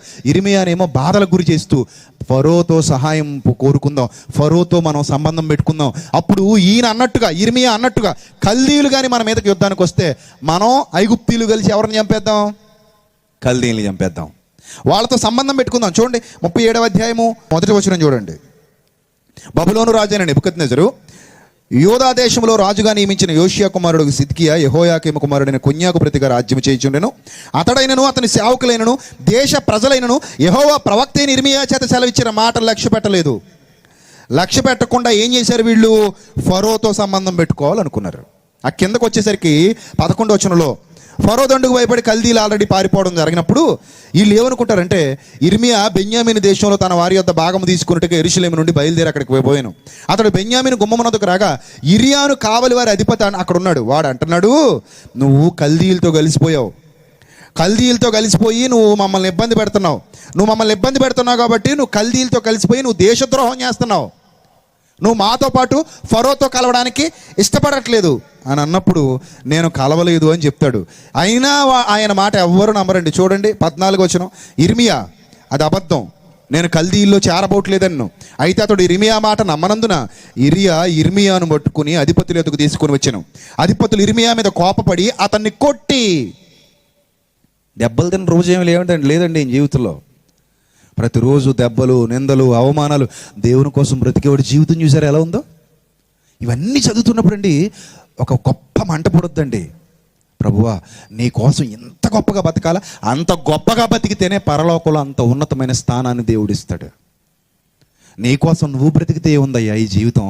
జీవితం ఇచ్చిన దేవుడి కోసం బ్రతికి చూడు, ఎంత బాగుంటుందో జీవితం, ఎంత బాగుంటుందో జీవితం. నీ కోసం నువ్వు బ్రతికితే ఏం లేదు ఇక్కడ. జీవితం ఇచ్చిన దేవుని కోసం బ్రతకటం మొదలు పెడితే అదయ్యా జీవితానికి అసలు సిసలైన పరమార్థం. అది ఎరిగినవాడు కాబట్టి దెబ్బలు తింటున్నాడు. కొట్టారట, నిజం చెప్పినందుకు కొట్టి తాము బందీ గృహముగా చేసి ఉన్న లేఖికుడైన యోనాతాను ఇంటిలో అతన్ని వేయించిరి. ఇర్మియా చెరసాల గోతిలో వేయబడి అక్కడ అనేక దినములుండెను. చూసారా, అనేక దినములు ఉన్నాడట. అప్పుడు కొన్నాళ్ళకి సిద్కియా అతన్ని పిలిపించాడు. తన ఇంటికి పిలిపించి యెహోవా యొద్ద నుండి ఏ మాట అయినా వచ్చిందా అని అడుగగా ఇర్మియా అంటున్నాడు, నీవు బబులోను రాజు చేతికి అప్పగింపబడదన్న మాట వచ్చింది అన్నాడు. 18వ వచనం, మరియు ఇర్మియా రాజైన సిద్కియాతో ఇట్లనను, నేను నీకైనను నీ సేవకులకైనను ఈ ప్రజలకైనను ఏ పాపము చేసినందున నన్ను చెరసాల్లో వేశారు మీరు? బబులోను రాజు మీ మీదికైనను ఈ దేశం మీదకైనను రాడని మీకు ప్రకటించిన మీ ప్రవక్తలు ఎక్కడున్నారు? నా ఏలినవాడ చిత్తగించి విను, చిత్తగించి నా మనవి నీ సన్నిధికి రానిమ్ము అని చెప్పి, నేను అక్కడ చనిపోకుండానట్లు లేఖికుడైన యోనాతాను ఇంటికి నన్ను మరలా పంపకము అని చెప్పాడు. కాబట్టి రాజైన సిద్కియా సెలవీయగా బంటులు బందీ గృహశాలలో ఇర్మియాను వేసి పట్టణములో రొట్టెలున్నంత వరకు రొట్టెలు కాల్చి వారి వీధిలో నుండి రోజుకో రొట్టిస్తున్నారటండి. మళ్ళీ అదే బందీ గృహశాలలో వేసేశారు. రోజుకో రొట్టె తిని బ్రతకడం కష్టమా కదా? చాలా కష్టం అండి. 3 పూటలు తినే మనిషికి ఒక రొట్టె ఏం సరిపోద్ది? బందీ గృహశాలలో వేసేసి ఈ రాజు తనకు అనుకూలంగా మాట్లాడట్లేదని రోజుకో రొట్టె పెడుతున్నాడు. ఆ రొట్టె తినే కాలం వెళ్ళబుచ్చాడు. ఆ రొట్టె తింటూనే బందీ గృహశాలలో బందీగా నివసించాడు. చూడండి 38వ అధ్యాయం మొదటి వచనం. 38వ అధ్యాయం మొదటి వచనం. యెహోవా ఎలాగూ సెలవిచ్చుచున్నాడు, ఈ పట్టణంలో నిలిచి ఉన్నవారు ఖడ్గము చేతనైనను క్షామము చేతనైనను తెగులు చేతనైనను చత్తురు గాని కల్దీల యొద్దకు బయలువెళ్ళు వారు బ్రతుకుదురు. దోపుడు సొమ్ము దక్కించుకున్నట్లు తమ ప్రాణము దక్కించుకుని వారు బ్రతుకుదురు. యెహోవా ఎలాగూ సెలవిచ్చున్నాడు, ఈ పట్టణము నిశ్చయముగా బబులోను రాజుకి అప్పగింపబడద్ది, అతడు దాన్ని పట్టుకుంటాడు. ఇర్మియా ప్రజలందరికీ ప్రకటింపబగా మత్తాను కుమారుడైన షెఫట్యా అనేవాడు, షషూరు కుమారుడైన గెదల్యా అనేవాడు, సెలెమ్యా కుమారుడైన యాకబులు, యూకలు మల్కియా కుమారుడైన షషూరు వినిరి గనుక ఆ ప్రధానులు రాజుతో మనవి చేసింది ఏమనగా, చూడండి ఏమంటున్నారు వీళ్ళు, ఏమంటున్నారు చూడండి. ఇప్పుడు కల్దీలు ఎలాగో మీ మీదకి వస్తారు, మీరు ఐగుప్తీలతో సహవాసం చేయకండి, వాళ్ళతో పాటు పొండి, ఇక్కడుంటే మాత్రం మొత్తం అందరూ చచ్చిపోతారు, మీరు చేసిన పాపాలను బట్టి మీ మీదకి శిక్ష వస్తుంది అని చెప్పాడు. అప్పుడు వీళ్ళందరూ విని వీళ్ళు ఏమంటున్నారట, ఈ మనుష్యుడు ఈ ప్రజలకు నష్టము కోరువాడే గాని క్షేమము కోరువాడు కాడు. ఇతడు ఇట్టి సమాచారం వారికి ప్రకటన చేయటం వలన ఈ పట్టణములో నిలిచి ఉన్న యోధుల చేతులను ప్రజలందరి చేతులను బలహీనం చేసేస్తున్నాడు. ఇతను మాట్లాడేది ఏది శుభం కోరట్లా. ఏం కోరుతున్నాడు? ఇప్పుడు అశుభం కోరుతున్నాడు. ఎప్పుడు మనకు మంచి మాటలు చెప్పట్లా. ఎప్పుడు మనకేం చెప్తున్నాడు? శాపాలు వస్తాయనే చెప్తున్నాడు. ఇలాంటి వాడిని ఎందుకు ఉంచాలి రాజా? ఇంకా ఎంతకాలం చూడాలి రాజా ఈ ఇర్మియాని? ఎంతకాలం ఇర్మియాతో బాధలు పడాలి రాజా? ఎప్పుడు చూసినా ఇలాంటి మాటలు తప్ప ఎప్పుడైనా మనకు ఆశీర్వాదాలు ఇచ్చాడా రాజా? ఎప్పుడైనా మనకు ఆనందకరమైన మాటలు చెప్పాడా రాజా? చెప్పలేదు. మరి ఏం చేద్దాం రాజా? చూడండి, చిత్తగించి వానికి మరణ శిక్ష విధింపుము. 5వ వచనం. చిత్తగించి వానికి మరణ శిక్ష విధింపుము. అందుకు రాజైన సిద్కియా అతడు మీ వశమునున్నాడు, రాజు మీకు ఏమీ అడ్డం చెప్పడు, ఏం చేసేస్తారో చేసేయండి అన్నాడు. చూసారా, సేవకుడిని, దేవుని సేవకుడిని చంపేయమని ఆజ్ఞ ఇచ్చాడు. అలా ఆజ్ఞించినప్పుడు వారు ఇర్మియాను పట్టుకొని కారాగృహములో ఉన్న రాజకుమారుడు మల్కియా గోతిలోనికి దింపిరి. అందులోనికి ఇర్మియాను తాళ్లతో దింపినప్పుడు ఆ గోతిలో నీళ్లు లేవు, బురద మాత్రమే ఉండెను. ఆ బురదలో ఇర్మియా దిగబడెను. చూడండి, బురద గోతులు ఉండేవి. ఆ బురద పీకల వరకు వచ్చేసేంత లోతైన బురద. ఆ బురదలో పడేసేవారు. ఆ పూర్వకాలంలో రాజులు విధించే శిక్షలు. ఇక భోజనం పెట్టరు, నీళ్ళు ఇవ్వరు, ఏమీ ఇవ్వరు. ఆ గోతిలో ఆ బురదలో అలాగే ఉండాలి. ఆ బురదలో పురుగులు ఉంటాయి. మనకే ఇప్పుడు ఇక్కడ అన్ని దోమలు ఉన్నాయి, ఇబ్బందులు పెడుతున్నాయి. ఆ బురదలో ఎన్ని పురుగులు ఉంటాయి, ఎన్ని కీటకాలు ఉంటాయి, ఎన్ని ఇబ్బందులు పెడతాయి, అవన్నీ వాళ్ళు ముందే సెట్ చేసి ఒక భయంకరమైన బురద గోతులోకి తోసేసేవారు. ఇది ఆ కాలంలో ఉండేటువంటి శిక్ష. ఆ శిక్ష ఎవరికి విధించబడింది? ఇర్మియాకి. ఏమండి, నిన్న మొదలు పెట్టామండి ఇర్మియా చరిత్ర, ఇంకా ఆపలేదండి. ఎక్కడైనా సుఖపడ్డాడండి? అతని జీవితంలో అసలు సుఖమే లేదండి. అతని జీవితంలో సంతోషమే లేదండి.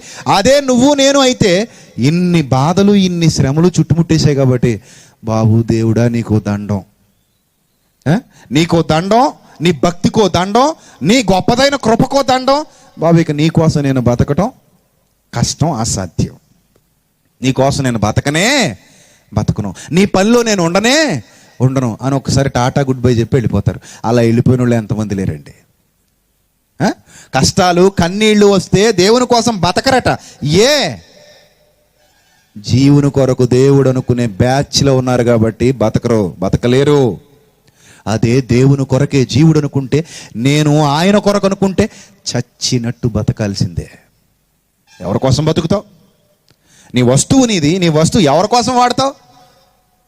ఇప్పటికే 30 కిలోమీటర్లు తిప్పి తీసుకొచ్చాను నేను, ఇంకొక 30 కిలోమీటర్లు వెళ్ళాలంటే నేను రాలేనందనుకో, బండికి నోరుంటే ఒప్పుకుంటావా? బండికి నోరుండి ఇప్పుడే కదరా 30 కిలోమీటర్లు ఊరి మీద ఆబూతులు తిరిగి వచ్చావు, మళ్ళీ 30 కిలోమీటర్లు అంటే నేను ఎక్కడ మొయ్యాలరా? అసలే దోళ్ళలాగా ఎంతున్నావు. ఏదో 2 లీటర్లు పెట్రోల్ కొట్టితే మాత్రం ఎంతసేపు తిప్పుతావురా? నాకంటూ రెస్ట్ ఉండదు ఏంట్రా? నీ బైక్ నిన్ను అందనుకో, ఎగ్జాంపుల్గా అనుకో, కాసేపు ఒప్పుకుంటావా? అసలు అవకాశం ఉంటుందా? నువ్వు ఎంతసేపు తిప్పితే అంతసేపు తిరగాలి, పెట్రోల్ ట్యాంక్ ఫుల్గా ఉండాలి, మళ్ళీ అది ఎక్కడ ప్యాచీ పడకూడదు. ప్యాచీ దాంతో ఒక్క తొంద అంతాడు రోడ్డు మీద కూర్చోబెట్టి. బండిని దన్నేస్తుంటారు చూసారా? ప్యాచీ పడిపోయింది అనుకో, డిక్కు బండి అంటాడు. ఏరా బాబు అలా బండిని దన్నేస్తున్నారా? పొద్దున్న నుంచి ఇబ్బంది పెడుతుందండి, ప్యాచీ మీద ప్యాచీ పడిపోతుందండి అంటాడు. అంటే నువ్వు ఎంత తిప్పినా అది తిరగాలి తప్ప ఎక్కడ ఆగిపోతానని అనకూడదు కదా. అది నీ ఆలోచన. మరి దేవుని పనికి నువ్వు కూడా ఒక బండిలేటుడివే, నువ్వు కూడా ఒక సాధనానివే. ముళ్ళ రోడ్లో వెళ్ళమన్నా వెళ్ళాలి, గతుకుల రోడ్లో వెళ్ళమన్నా వెళ్ళాలి, ఎక్కడైనా పడుకోమంటే పడుకోవాలి, తినమంటే తినాలి, తాగమంటే తాగాలి, తినొద్దంటే మానేయాలి, తాగొద్దంటే మానేయాలి, ఏం చేయమంటే చెయ్యాలి. ఎందుకో తెలుసా? నువ్వు ఆయన పనిలో ఒక సాధనానివే. నీ ఇష్టము నెరవేర్చుకున్నటకు నువ్వు ఈ లోకములోనికి రాలేదు, ఆయన ఇష్టము నెరవేర్చుటకే నిన్ను నన్ను ఈ లోకంలోనికి పంపించాడు. అది బాగా ఎరిగిన ఇర్మియా బురద గుంటలో దిగిపోయాడండి. బురద గుంటలో దిగిపోయి ఎన్ని రోజులు ఉన్నాడో తెలియదండి. 1 గంట ఉండగలమండి బురదలో. ఇప్పుడు ఇక్కడ భీమవరంలో వర్షం వచ్చేసింది కాబట్టి కింద బరకా లేకుండా మీ అందరికీ కుర్చీలు సర్దేశారు పాపం, పిల్లల కష్టమైన. ఇందాక తమ్ముడు కన్నీళ్ళు కూడా పెట్టుకున్నాడు ఆ బాధలన్నీ గుర్తొచ్చి. చాలా కష్టపడి పని చేశారు. అదే కుర్చీలు ఏం వేయకుండా దేవుని కోసం ఈ రోజుకి బురదలో కూర్చుని వాక్యం వినండి అయ్యా అన్నారనుకో, ఎంతమంది ఉంటారు ఇక్కడ? ఏడ్రా మీరు చెప్పేది దిక్కుమాల వాక్యం కోసం మేము బురదలో కూర్చుని వాక్యం వినాలా?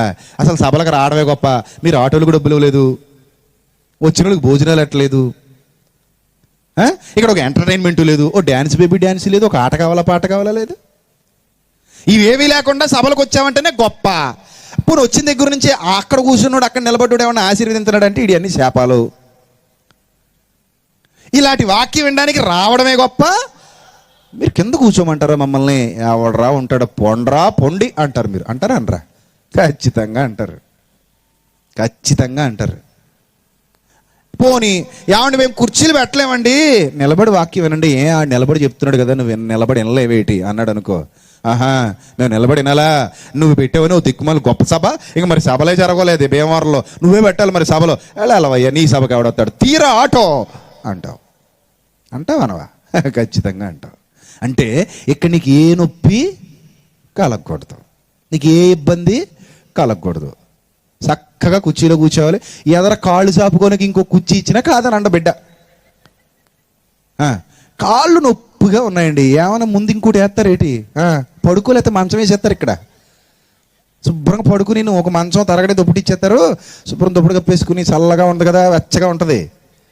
పడుకుని అంటే అబ్బా అంత ఫెసిలిటీ ఇస్తే ఇంకే టీ ఎవరైనా దొరికితే తీసుకుని అంటావు నువ్వు. అది మన జీవితం. కానీ ఇర్మియాని దేవుని కోసం బతుకుతున్నందుకు బురదలో దింపేశారు. అసలు బురదలో కూర్చోడానికి ఇష్టపడవు, కానీ బురదలో కూర్చున్నాడు, బురదలో ఉన్నాడు. ఆ బురదలో అతని శరీరం అంతా మునిగిపోయి ఆ బురదలో బాధ అనుభవిస్తూ ఆ చీకటి గుహలో నీళ్ళు ఇచ్చేవాళ్ళు లేక, అన్నం పెట్టేవాళ్ళు లేక ఎన్ని బాధలండి ఇర్మియా పడ్డాడు, ఎన్ని కష్టాలండి ఇర్మియా పడ్డాడు. తర్వాత ఎవరో ఒక మహనీయుడిని దేవుడు లేపాడండి. అతను లేపి రాజు దగ్గరికి వెళ్ళి అంటాడు, రాజా అసలు అతనికి ఒక్క పూట ఒక్క తిండి కూడా పెడతలేదు, ఒక్క రొట్టె పెడుతున్నారు, ఇప్పుడు ఆ రొట్టె కూడా దొరకటం ఆగిపోయింది, కరువు ఉంది, ఇప్పుడు ఆ రొట్టె కూడా ఏవో, అతడు బయట ఉన్నా చచ్చిపోతాడు, అక్కడున్నా చచ్చిపోతాడు, ఎందుకయ్యా బురదలో అతన్ని అంత బాధ పెడతారు, తీసేవయ్యా అని బ్రతిమలాడాడు. రాజు దగ్గరికి వెళ్ళి ఒక ఇథియోపియుడు బ్రతిమలాడాడు. ఒక ఇథియోపియా దేశానికి చెందినోడు వెళ్ళి బ్రతిమలాడితే తీయించాడండి రాజు. అప్పుడు కిందకి చిరిగిపోయిన గుడ్డలు అవన్నీ వేసి, బాబు ఇర్మియా ఇవి నీ చంకల కింద పెట్టుకుని ఆయన మేము బయటికి లాగుతాం నిన్నని పైనుంచి కిందకి చీకిపోయిన పాత గుడ్డలు, చిరిగిపోయిన గుడ్డలు ఒకదానికొకటి ముడేసి ఆ లోతైన గోతులోనికి పంపించి, బాబు నువ్వు కొంచెం భుజాల కింద పెట్టుకుంటే మెల్లిగా నేను లాక్కుంటాం పైకని ఆ ఇర్మియాని బయటికి తీశారు ప్రియులారా. అప్పుడు ఇర్మియా మళ్ళీ బయటకు వచ్చాడు. కొన్నాళ్ళు అక్కడ ఉన్నాడు, మళ్ళీ బయటకు వచ్చి సామాన్య ప్రజల మధ్య తిరగనివ్వలేదండి, తీసుకెళ్ళి మళ్ళీ బందీ గృహశాలలో పడేశారు, మళ్ళీ జైల్లో పడేశారు. ఎక్కడైనా నువ్వు చచ్చేదే కదా, చావయ్యా అని చెప్పి మళ్ళీ తీసుకెళ్ళి జైల్లో పడేశారు ప్రియులారా. ఇన్ని బాధలు, ఇన్ని కష్టాలు మనమైతే అనుభవిస్తామండి. ఇన్ని కష్టాలు, ఇన్ని కన్నీళ్లు మనమైతే అనుభవిస్తామండి. దేవుని కోసం బతకాలన్న ఆలోచన వస్తుందండి మనుషులకి? రాదండి. ఇంకా దేవుని కోసం బతకాలన్న ఆలోచనే రాదండి. చూడండి ఆ తర్వాత ఏం జరిగిందో చూడండి. ఆ తర్వాత ఏం జరిగిందో చూడండి. ఇన్ని కష్టాలు కన్నీళ్లు అతన్ని పెట్టేసిన తర్వాత దేవుడు చెప్పిన రోజు రానే వచ్చేసింది. దేవుడు అప్పటి వరకు చెప్పిస్తున్న రోజు రానే వచ్చేసింది. దేవుని మాట అబద్ధం కాదండి. మీరు అనుకుంటారు పర్లేదు బాగానే జరిగిపోతుంది కదా, వీళ్ళు ఇలా చెప్తారు ఏమవుతుందిలే అనుకుంటారు.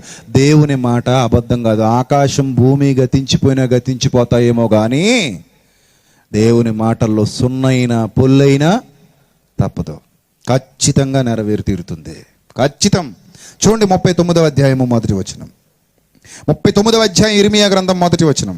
యోధా రాజైన సిద్కియా ఏలుబడి యందు 9వ సంవత్సరం 10వ నెల బబులోను రాజైన నెబుకద్నెజరు తన సమస్త సైన్యముతో యెరూషలేము మీదికి వచ్చి దాని ముట్టడి వేయగా, సిద్కియా ఏలుబడి యందు 11వ సంవత్సరం 4వ నెల 9వ దినమున యెరూషలేము పట్టణ ప్రాకారాలు పడగొట్టబడ్డాయి.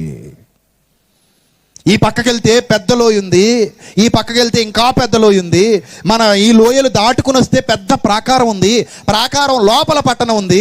సామాన్య మానవుడికి రావడం సాధ్యమే కాదని విర్రవీగిపోయారండి యూతులు, విర్రవీగిపోయారు.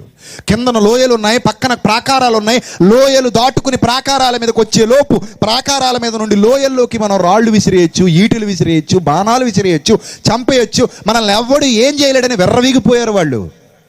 అలా విర్రవీగిపోయిన వాళ్ళ మీదకి వచ్చిన దండు మామూలు దండు కాదు. ప్రపంచాన్ని జయించి ప్రపంచ సామ్రాజ్యాలన్నిటినీ తన హస్తగతం చేసుకున్న నెబుకద్నెజరు చక్రవర్తి వచ్చాడు. మొట్టమొదట ప్రపంచాన్ని పరిపాలించిన మహాచక్రవర్తిగా పేరెన్నిక కన్నవాడు. మొత్తం ప్రపంచ దేశాలన్నిటినీ తన హస్తగతం చేసుకుని పరిపాలించిన మొట్టమొదటి సామ్రాజ్యం బబులోను మహాసామ్రాజ్యం. ఆ బబులోను మహాసామ్రాజ్యాధినేత నెబుకద్నెజరు వచ్చాడు. నెబుకద్నెజరు వెనక దేవుడున్నాడు. దేవుడే నెబుకద్నెజరుని పంపించాడు. అలా రాగానే ఇశ్రాయేలు పరిస్థితి తల్లకిందులైపోయింది. వాళ్ళు ఏ పట్టణపు గోడలైతే చూసుకుని మురిసిపోయారో ఆ గోడలన్నీ ఏమైపోయాయి? నేలమట్టం అయిపోయాయి. నేలమట్టం. దేన్ని నమ్ముకుంటావు నువ్వు? దేన్ని నమ్ముకుంటావు? ఆస్తిని నమ్ముతావా? అంతస్తుని నమ్ముతావా? ఉగ్రత దినమున ఆస్తి అక్కరకు రాదు. ఆస్తులు అంతస్తులు ఏవి గొప్పవి కావు. మన ముందున్నవేవి మనల్ని కాపాడలేవు. దేవుడే ఉగ్రతను కుమ్మరించాలనుకుంటే ఎవరండి మనల్ని కాపాడేది? ఎవరండి మనల్ని రక్షించేది? ప్రాకారమా వీళ్ళని కాపాడేది? మొత్తం ప్రాకారం కూలిపోయింది. యెరూషలేము ప్రాకారం మొత్తం కూలిపోయింది, పడగొట్టబడ్డాయి. యెరూషలేము పట్టబడగా అధిపతులందరూ నేర్గల్ షరేజర్, సంగన్ రెబో, షండులకు అధిపతియగు షర్షకీము, జ్ఞానులకు అధిపతియగు నేర్గల్ షరేజర్ మొదలైన బబులోను రాజు అధిపతులందరూ లోపలికి వచ్చి మధ్య గుమ్మములో కూర్చుండిరి. ఇక్కడ కొన్ని పేర్లు రాయబడ్డాయి, మళ్ళీ చదువుతాను, జాగ్రత్తగా చూడండి. నేర్గల్ షరేజర్ ఇదొక పేరు, సంఘర్ నెబో ఇదొక పేరు, సర్సికీము ఇదొక పేరు.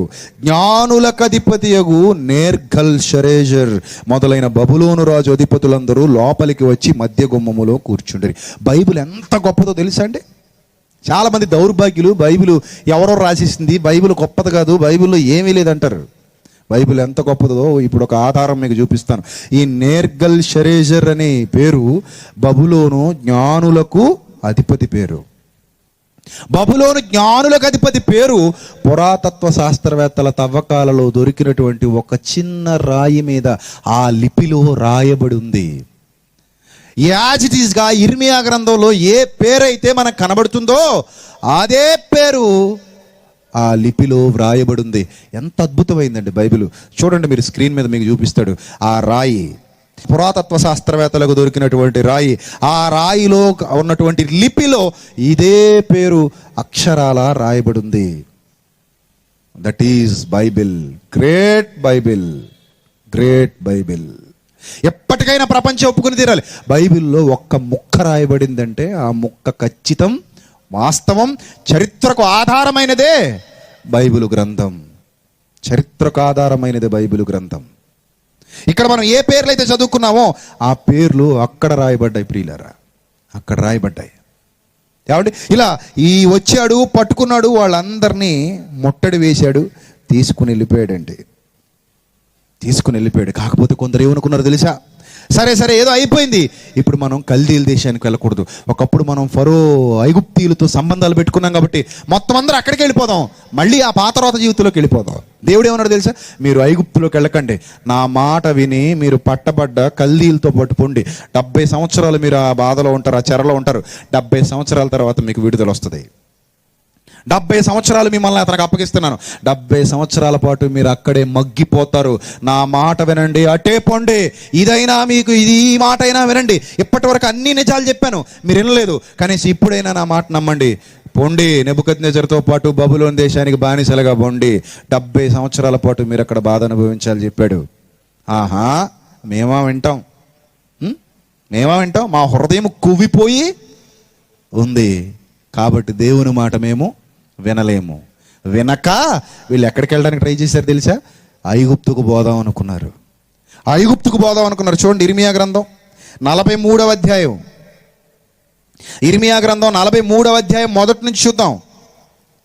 అతడు ప్రజలందరికీ ప్రకటింపవలెనని దేవుడైన యెహోవా పంపిన ప్రకారము ఇర్మియా వారి దేవుడకు యెహోవా సెలవిచ్చిన మాటలన్నిటినీ వారికి ప్రకటించి చాలింపగా, హోషియా కుమారుడైన అజర్యా, కారెహ కుమారుడైన యోహానాను గర్విష్ఠులందరూ ఇర్మియాతో ఇట్లనిరి.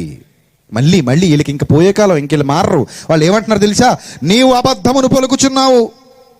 ఐగుప్తులో కాపురముండుటకు మీరు అక్కడికి వెళ్ళకూడదని ప్రకటించుటకై మన దేవుడైన యెహోవా నిన్ను పంపలేదు. మమ్మను చంపుటకు, బబులోనునకు చెరపట్టుకుని పోవుటకు, కల్దీల చేతికి మమ్మను అప్పగింపవలనని నేరియా కుమారుడైన బారూకు మాకు విరోధముగా రేపుచున్నాడని చెప్పిరి. కాగా కారెహ కుమారుడైన యోహనానును శానా అధిపతులందరూ ప్రజలందరూ యోధా దేశములోనే కాపురం ఉండవలనన్న యెహోవా మాట వినకపోయిరి. వినకుండా ఏమన్నారు తెలుసా? పదండి మనం అందరం ఎక్కడికి వెళ్ళిపోదాం? ఐగుప్తుకి వెళ్ళిపోదాం, ఐగుప్తులో నివసిద్దాం అని అనుకుంటే తర్వాత మాట చదవండి. 7వ వచనం. వీళ్ళందరూ జనాన్ని తీసుకుని వెళ్ళిపోయి ఎక్కడ ప్రవేశించారో చూడండి. ఐగుప్తు దేశములో ప్రవేశించిరి. చూసారా? మొత్తం స్త్రీలు పిల్లలు అందరూ వెళ్ళిపోయారట, ఐగుప్తు దేశంలో ప్రవేశించిరి. ఐగుప్తు దేశంలో వీళ్ళు మాత్రమే కాదు, బలవంతంగా ఇర్మియాను కూడా తీసుకెళ్ళిపోయారు. నేను రానంటుంటే, నేను రానురా, దేవుడు వెళ్ళొద్దన్నాడు, అసలు అక్కడికి వెళ్ళకూడదు, మనం ఐగుప్తుకి వెళ్ళకూడదు అంటే నువ్వు అబద్ధాలు చెప్తున్నావు, మనం అక్కడికే వెళ్ళాలని చెప్పి బంధించి ఇర్మియాను కూడా తీసుకుపోయారు. ఇష్టం లేకపోయినా ఐగుప్తులో అడుగుపెట్టాడు. ఐగుప్తులో అడుగుపెట్టినప్పుడు ఏం జరిగిందో చూడండి. 7వ వచనం. ఐగుప్తు దేశంలో ప్రవేశించిరి. 8వ వచనం. ఇర్మియా గ్రంథం 43వ అధ్యాయం 8వ వచనం. వారు తహపనేసుకు రాగా యెహోవా వాక్కు తహపనేసులో ఇర్మియాకు ప్రత్యక్షమై ఇలాగు సెలవిచ్చెను. నువ్వు పెద్ద రాళ్ళు చేత్తో పట్టుకో. ఈ యోధా మనుషులు ఎవడైతే ఐగుప్తుకి వెళదామని నిన్ను కూడా బలవంతంగా లాక్కుపోయాడో వాళ్ళు చూస్తుండగా తహపనేసులోనున్న ఫరో నగరు ద్వారమునున్న శిలావరణములోని సున్నములో వాటిని పాతిపెట్టి జనులతో ఎలా చెప్పు. ఎంత గట్స్ ఉండాలి తెలుసండి? వెళ్ళిందే కొత్త దేశానికి, సొంత దేశం కాదు ఇది, ఫరో దేశంలో అతని నగరు ఎదురుగా పాతి పెట్టాలటి రాళ్ళు. ఎంత ధైర్యం ఉండాలి! ఇంక పోతే ప్రాణాలు, బతికితే దేవుడి కోసం. అంటే నా మట్టుకైతే బ్రతుకుట క్రీస్తు, చచ్చిపోతే లాభం. ఇక్కడ కూడా కనబడుతుంది అది. ఇవేనండి పౌలు గారితో ఆ మాట పలికించింది. పౌలు గారికి ఆ ఇన్స్పిరేషన్ ఇచ్చిందే ఈ భక్తులందరికీ మూలమైన యేసుక్రీస్తు జీవితం. చూడండి ఏమంటున్నాడు. నువ్వు పెద్ద రాళ్ళు చేత పట్టుకుని యోధా మనుషులు చూచుండగా తహపనేసులో ఉన్న ఫరో నగరు ద్వారమునున్న శిలావరణములోని సున్నములో వాటిని పాతిపెట్టి జనులకి మాట ప్రకటించు. ఇశ్రాయేలు దేవుడు సైన్యములకు అధిపతిగా యెహోవా సెలవిచ్చినదేమనగా, ఇదిగో నా దాసుడు బబులోను రాజు నెబుకద్నెజరు నేను పిలువనంపించి తీసుకుని వచ్చి నేను పాతెట్టిన ఈ రాళ్ల మీద అతన్ని సింహాసనం వేస్తాను. ఏరా ఆ దేశంలో ఉండమంటే ఇక్కడికి వచ్చి కూర్చున్నారా? అదే నెబుకద్నెజరుని ఇక్కడికి కూడా రప్పిస్తాను. చూసారా? వీళ్ళు ఎక్కడికి వెళ్ళినా వీళ్ళని పోయే కాలం వెంటాడుతూనే ఉందండి. ఇక్కడ నుంచి అక్కడికి పోతారా? ఏది ఐగుప్తుకి వెళ్తారా? ఐగుప్తుకు కూడా బబులోనీలు వస్తారు, మిమ్మల్ని పడతారు. నా మాట ఖచ్చితం. ఇదిగో నేను ఇక్కడ రాళ్ళు పాతి పెడుతున్నాను, ఇదే రాళ్ల మీద నెబుకద్నెజరు సింహాసనం వేసుకుని కూర్చుంటాడు. ఎవడరా ఆపేది? ఎవడు ఆపగలిగేది? ఇది దేవుని శాసనం. ఇది దేవుని శాసనం, ఖచ్చితంగా జరిగి తీరుతుంది ఈ శాసనం. రాళ్ళు కప్పెట్టన్నాడు, కప్పెట్టేశాడు. అతడు రత్న కంబళిని వాటి మీదనే వేయించును. 11వ వచనం, అతడు వచ్చి తెగులునకు నిర్ణయమైన వారిని తెగులుకు, చెరకు నిర్ణయమైన వారిని చెరకు, ఖడ్గమునకు నిర్ణయమైన వారిని ఖడ్గమునకు అప్పగించుచు ఐగుప్తీయులందరినీ ఏం చేస్తాడట? హతము చేస్తాడు. ఐగుప్తీయుల్ని హతం చేస్తే అక్కడ తలదాచుకోవడానికి వెళ్ళి మీ పరిస్థితి ఏంటి? రెంటికి చెడ్డ రేవడి అంటారు కదా. ఐగుప్తీయుల పరిస్థితి ఎందుకు పనికి రాకుండా అయిపోద్ది? అసలు మీరు వెళ్ళి వాళ్ళని కూడా తగలేస్తున్నారు. మీరు వెళ్ళకపోతే వాళ్ళైనా బాగుందరేమో, మీరు వెళ్ళి వాళ్ళని కూడా తగలేస్తున్నారు. వాళ్ళకు కూడా కోటింగ్ ఇవ్వాల్సి ఉంది. ఎందుకంటే వాళ్ళ బతుకులు మీకంటే డబుల్ దరిద్రాలు. కాబట్టి వాళ్ళకు కూడా కోటింగ్ ఇస్తాను. అక్కడెక్కడైతే రాళ్లను పాతుతున్నానో అక్కడే సింహాసనం వేస్తాడు నెబుకద్నెజరు. అక్కడ కూడా కల్దీలు వెళ్తారు. టోటల్గా వాళ్ళు కూడా హతమైపోతారు, ఐగుప్తీయులు కూడా అన్నాడు. 12వ వచనం, ఐగుప్తు దేవతల గుళ్ళలో నేను అగ్ని రాజబెట్టుచున్నాను. ఐగుప్తు దేవతల గుడులు అగ్ని రాజి పెడతానన్నాడు. ఐగుప్తు దేవతల గుళ్ళు అంటే ఎలా ఉండేవో తెలుసా అండి? వాళ్ళు సూర్యుడిని ఆరాధించేవారు. ఐగుప్తీయులకు ప్రధాన దేవుడు ఎవరో తెలుసా? ఆకాశంలో కనబడే సూర్యుడు, సన్ గాడ్ అనేవారు. సన్ గాడ్ ఏమండి, అతన్ని రా గాడ్ అని కూడా పిలిచేవారు. రా గాడ్ లేదా సన్ గాడ్ అని పిలిచేవారు. సూర్యదేవుడు, అలాగే సూర్యుడి పెళ్ళం సూర్య దేవత. ఈ ఐగుప్తీయులకి ఇద్దరే దేవుళ్ళు. అందులో ప్రధానమైన దేవుడు సూర్యదేవుడు. ఈ సూర్యదేవుడే ప్రపంచానికి అంతటికి దేవుడు, సూర్య భగవానుడు. ఇదే కాపీ క్యాట్లు ఉంటారు కొంతమంది, అక్కడ నుంచి ఎలా మోసుకొచ్చారని. సూర్యుడిని ఆరాధించడం అనేది మొట్టమొదట ఐగుప్తులో ప్రారంభమైంది. అక్కడ సూర్యుడికి ఎన్నో గుడులు కట్టారు. ఐగుప్తు దేవతలు ఎంతో మంది ఉన్నారు. ఆ కింద చూడండి, ఐగుప్తు దేవతల గుళ్ళలో నేను అగ్ని రాజబెట్టుచున్నాను, వాటిని నెబుకద్నెజరు కాల్చివేయును. ఏ గుడులైతే, గుడుల కోసం ఫరో చక్రవర్తులు చాలా వెచ్చించేసేవారు, చాలా డబ్బు ఖర్చు పెట్టేసి గుడులు కట్టేవారు. అందమైన శిల్పాలు, వాటి మీద ఆ సూర్యదేవత బొమ్మలు చెక్కేవారు. ఒక్కసారి మీరు ఆ సూర్యదేవుడిని చూడండి, స్క్రీన్ మీద నెత్తి మీద సూర్యుడు అని ఒక మనిషి. ఏమండి, ఒక్కసారి స్క్రీన్ మీద చూడండి, అదిగోండి, అదే ఆ ఐగుప్తీయులు ఆరాధించినటువంటి సూర్యదేవుడి విగ్రహం. ఐగుప్తీయులు ఆరాధించినటువంటి సూర్యదేవుడి విగ్రహం అది. ఇదే బుద్ధితో, ఇదే ఆలోచనతో ఇశ్రాయేలీలు కూడా ఈయన్ని పూజించేవారు. ఈ బొమ్మని ఈడికే బలులు అర్పించేవారు. ఇది అలనాడు ఐగుప్తీయులు ఆరాధించినటువంటి దేవుడు, సూర్యదేవుడి విగ్రహం. నెత్తిమే చూసారా సూర్యుడు బొమ్మ ఉంటుంది, అంటే గుండ్రంగా ఒక బంతి. అంటే కింద నుంచి చూసేసరికి ఆ చంద్రమామ ఎలా కనబడుతున్నాడు, అలాగే సూర్యుడు కూడా గుండ్రంగా కనబడతాడు కదా. అందుకని ఇదిగో సూర్యదేవుడు, నెత్తి మీద ఏమున్నాడు? సూర్యుడు ఉన్నట్టుగా ఈ విగ్రహాన్ని నిలబెట్టుకుని, ఇతడే రాజులకు రాజు, ప్రభువులకు ప్రభు, దేవుళ్ళందరిలో ముఖ్య దేవుడుగా ఫరో చక్రవర్తులు ఆరాధన చేసేవారు ఈ సూర్యదేవుణ్ణి. ఈ సూర్యదేవుడికి పెద్ద పెద్ద మందిరాలు, పెద్ద పెద్ద ఆలయాలు కట్టించారు. అలాగే ఈ సూర్యదేవుడితో పాటు ఆకాశ రాణిగా పిలిచేవారు, ఆకాశరాణి దేవత అనేవారు. ఆకాశరాణి దేవత, ఇది కూడా మీకు అక్కడ కనబడుతుంది చూడండి. ఇర్మియా గ్రంథం 44వ అధ్యాయము 18వ వచనం జాగ్రత్తగా చూడండి. ఇర్మియా గ్రంథం 44వ అధ్యాయము 18వ వచనం, మేము ఆకాశరాణికి దూపము వేయకయు ఆమెకు పానార్పణములు అర్పింపకయు మానినప్పటి నుండి సమస్తం మాకేమైపోయిందట? తక్కువైపోయిందట పాపం పిల్లలకి. ఎవరికి? ఇశ్రాయేలీలకి. మీకు ఇంకా బాగా అర్థం కావాలి కదా, 44:4 ఒకసారి చూడండి. మళ్ళీ 43కి వద్దాం, మీకు ఇంకా చాలా చూపిస్తాను. 44:4 చూడండి. ఇర్మియా గ్రంథం 44వ అధ్యాయము 4వ వచనం ఒకసారి చూడండి. మరియు నేను పెందలకడ లేచి ప్రవక్తలైన నా సేవకులందరినీ మీ వద్దకు పంపుచు, నాకు అసహ్యమైన ఏ కార్యము మీరు చేయకుండా నేను చెప్పుచు వచ్చితిని కానీ వారు ఆలకింపకపోయిరి, అన్యదేవతలకు దోపార్పణం చేయటం మానకపోయిరి, తమ దుర్మార్గతను విడవకపోయిరి.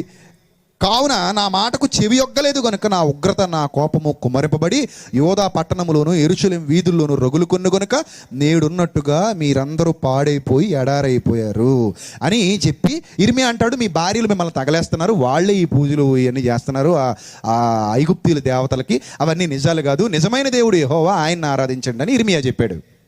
అప్పుడు వాళ్ళ భార్యలు వీళ్ళందరూ ఏమన్నారట? 15వ వచనం చూడండి, 44వ అధ్యాయము 15వ వచనం. అప్పుడు తమ భార్యలు అన్యదేవతలకు దూపం వేయుదురని ఎరిగి ఉన్న పురుషులందరూ, అక్కడ నిలిచి ఉన్న స్త్రీలందరూ, మహాసమాజముగా కూడిన వారును, ఐగుప్తు దేశమందలి పత్రోసులో కాపురముండు జనులందరూ ఇర్మియాకు ఏలాగు ప్రత్యుత్తరం ఇచ్చిరి. ఇతను కూడా బలవంతంగా తీసుకెళ్ళిపోయారు కదా అక్కడికి.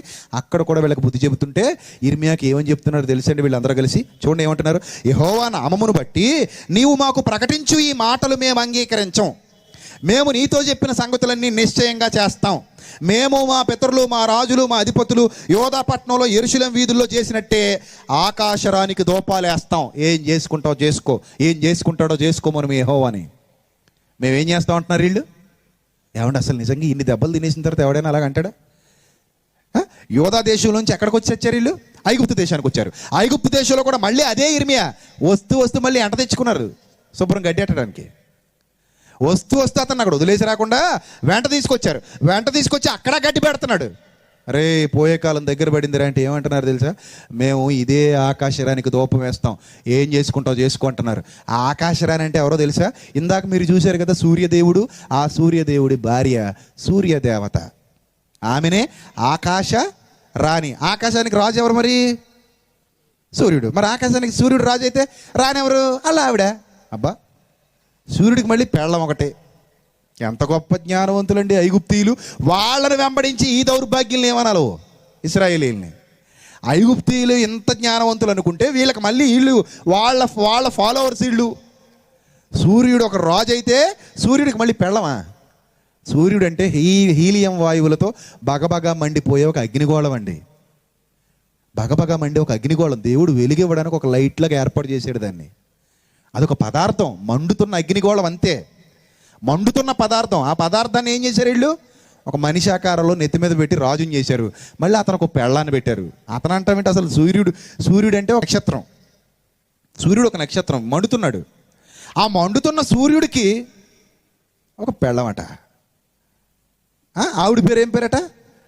ఆకాశానికి రానా. మరి రాజుకి రాని ఉంటుంది కదా. ఇతను ఆకాశానికి రాజు అయితే ఆవిడ ఆకాశానికి రాణి. ఆ ఆకాశరానికి వీళ్ళు ఏమేస్తారట? ధూపం వేస్తారట. చూస్తారా ఆకాశరాన్ని కూడా? చూడండి స్క్రీన్ మీద, అప్పుడు చదువుదాం. ఆ ఆకాశరాన్ని కూడా చూడండి. ఇదిగో ఈవిడే రాణి. ఐగుప్తీయులు ఆకాశరాణిగా పిలిచిన ఈమె సూర్య దేవత. చూసారండి బైబిల్ ఎంత గొప్పదో. వాస్తవాలు, బైబిలు చరిత్రతో లింకప్ అయిన బుక్. వీళ్ళందరూ జీవన కొరకు దేవుడు అనుకునే కేటగిరీ. ఎంత పెద్ద కేటగిరీ ఉందో చూడండి. ఏమంటే అసలు నిన్నటి నుంచి మనం మాట్లాడుకుంటున్నాం, దేవుని కొరకు జీవుడు అన్నోళ్ళు ఎంతమంది కనబడ్డారు మనకి? ఎంతమంది కనబడ్డారు? ఓన్లీ వన్ ఇర్మియా. చూసారా? Only one person. మరి ఇలాంటి ఈ దౌర్భాగ్యులు ఎంతమంది ఉన్నారు? ఇజ్రాయిల్లోనూ అలాంటి వాళ్ళే, ఐగుప్తీల్లోనూ అలాంటి వాళ్ళే. ఈ ఆకాశరానికి ధూపం వేస్తారట. చూడండి ఆకాశరాన్ని చూడండి. ఆమెకు పానార్పణములు అర్పింతుము. చూశారు కదా ఆకాశరాన్ని. ఈమెకు ఏమర్పింతురట? పానార్పణములు అర్పింతుము. ఎలాగనగా మేము అలాగు చేసినప్పుడే మాకు ఆహారం సమృద్ధిగా దొరికింది. అంటే వీళ్ళు ఎవరిళ్ళు? ఎంతసేపు వీళ్ళకి ఏం కావాలి? తిండి కావాలి. మాకు ఆహారంగా ఆవిడని పూజిస్తుంటే మాకు ఆహారం దొరుకుతుంది. తర్వాత మేము క్షేమంగా ఉన్నాం, ఏ కీడు మాకు కలగలేదు. మేము ఆకాశరానికి ధూపం వేయకయు ఆమెకు పానార్పణములు అర్పింపకయు మానినప్పటి నుంచి సమస్తం మాకు ఏమైపోయిందట? తక్కువైపోయిందట. మరి మన్నాన్ని తిన్నారు కదా వీళ్ళ పితరులు, అప్పుడు ఏ రానికి వేశారు ధూపం? బండలో నుంచి నీళ్ళు వస్తే తాగారు కదా, అప్పుడు ఏ రాజుకి వేశారు ధూపం? చెప్పులు అరిగిపోలేదు కదా, బట్టలు మాసిపోలేదు కదా, వీళ్ళ దేహాలు కంపు కొట్టలేదు కదా, సబ్బు అవసరం లేదు, స్నానం అవసరం లేదు. అప్పుడు ఏ రాజుకి వేశారు, ఏ రానికి వేశారు ధూపం? అవన్నీ మాకు అనవసరం. మేము ధూపాలు వేస్తే మాకు కడుపు నిండుతుంది, ధూపాలు వేయకపోతే మా కడుపు నిండదు. మాకు ఇది సెంటిమెంటు. కాబట్టి మేము యెహోవా మాట వినము. నువ్వేం చేసుకుంటావు చేసుకో, మేము మాత్రం యెహోవా మాట వినము అన్నాడు. అందుకే ముందే చెప్పాడు ఏం జరగబోతుందో. చూడండి, ముగించుకుందాం. ఇర్మియా గ్రంథం 43వ అధ్యాయము 12వ వచనం నుంచి మళ్ళీ చదువుదాం. ఇర్మియా గ్రంథం 43వ అధ్యాయం 12వ వచనం నుంచి మళ్ళీ చదువుదాం. భవిష్యత్తు ఐగుప్తు దేవతల గుళ్ళలో నేను అగ్నిరాజ పెట్టుచున్నాను. వాటిని నెబుకద్నెజరు ఏం చేస్తాడు? ఆ గుడులన్నిటినీ కాల్చివేస్తాడు. ఆ దేవతలను తీసుకెళ్ళిపోతాడు చెరగొట్టుకొని. గొర్రెల కాపరి తన వస్త్రాన్ని చుట్టుకున్నట్లు అతడు ఐగుప్తు దేశాన్ని తనకు చుట్టుకొని నిరాటంకముగా అక్కడి నుంచి సాగిపోతాడు. అతడు ఐగుప్తులో ఉన్న 13వ వచనం, అతడు ఐగుప్తులో ఉన్న సూర్య దేవత పట్టణములోని సూర్య ప్రతిమలను విరగగొట్టి ఐగుప్తు దేవతల గుళ్ళను అగ్ని చేత కాల్చివేస్తాడు. మీరు ఎవరినైతే ఆశ్రయం చేసుకున్నారో అవన్నీ, ఆ గుళ్ళన్నీ కాలిపోతాయి, ఆ దేవుళ్ళ బొమ్మలన్నీ ఇరిగిపోతాయి, ఆ విగ్రహాలన్నీ పగిలిపోతాయి. ఇది భవిష్యత్తు అన్నాడు. ఇది భవిష్యత్తు. ఇర్మియా చెప్పాడు. ఇర్మియా చెబితే ఇర్మియా మాట ఎవరంటే విన్నారు? రెచ్చిపోయి మాట్లాడారు. మేము ఆకాశానికి ధూపం వేస్తాం, నీకేటంట? మేము ఆ దేవికే, ఆకాశదేవికే, ఆ రానికే, ఆ రాజుకే పూజలు చేస్తాం. ఐగుప్తు దేవతలే మా దేవతలు, నీకేటి బాధ? మీ యెహోవా ఎవరు? మేము మాకు నచ్చినట్టు ఉంటాం, మాకు చెప్పడానికి నువ్వెవరు అని ఒక్క ముక్కలు తీసి పడేశారు. కానీ నెబుకద్నెజర్ వచ్చాడు, ఐగుప్తును తుక్కు తుక్కు చేశాడు. మొత్తం మొత్తం మొత్తం సూర్య దేవాలయాలన్నీ, ఆ సోలార్ టెంపుల్స్ అన్నీ మొత్తాన్ని కూల్చేశాడు. ఇప్పటికీ తవ్వకాల్లో బయటపడ్డాయి ఆ దేవాలయాలు. మీ కళ్ళతో మీరు చూడండి. బైబిల్ గొప్పదని చాటి చెప్పండి. Bible is a wonderful book, wonderful book. బైబిల్ని మించిన పుస్తకం ప్రపంచంలో మరోటి లేదు. చారిత్రాత్మకంగా వివరణ ఇవ్వాలి అని అంటే నెంబర్ 1 ప్లేస్లో ఉండేది బైబిల్. ఇదిగో ఇవే సాక్ష్యాధారాలు. బైబిల్లో కనబడుతున్న మాటలకు ఖచ్చితమైన ఆధారాలు మనకు కనబడుతున్నాయి ప్రియులారా. ఆ టెంపుల్స్ అన్నీ ఐగుప్తీయులు సూర్య దేవతలకు, సూర్యదేవుడికి కట్టినవి. ఆ సోలార్ టెంపుల్స్ అన్నీ మొత్తం కూల్చేశాడు. అవన్నీ ఇప్పుడు అలా శిథిలావస్థలో ఉన్నాయి. అవన్నీ ఒకప్పుడు నెబుకద్నెజర్ కాలంలో గొప్పగా ఆరాధింపబడినవి.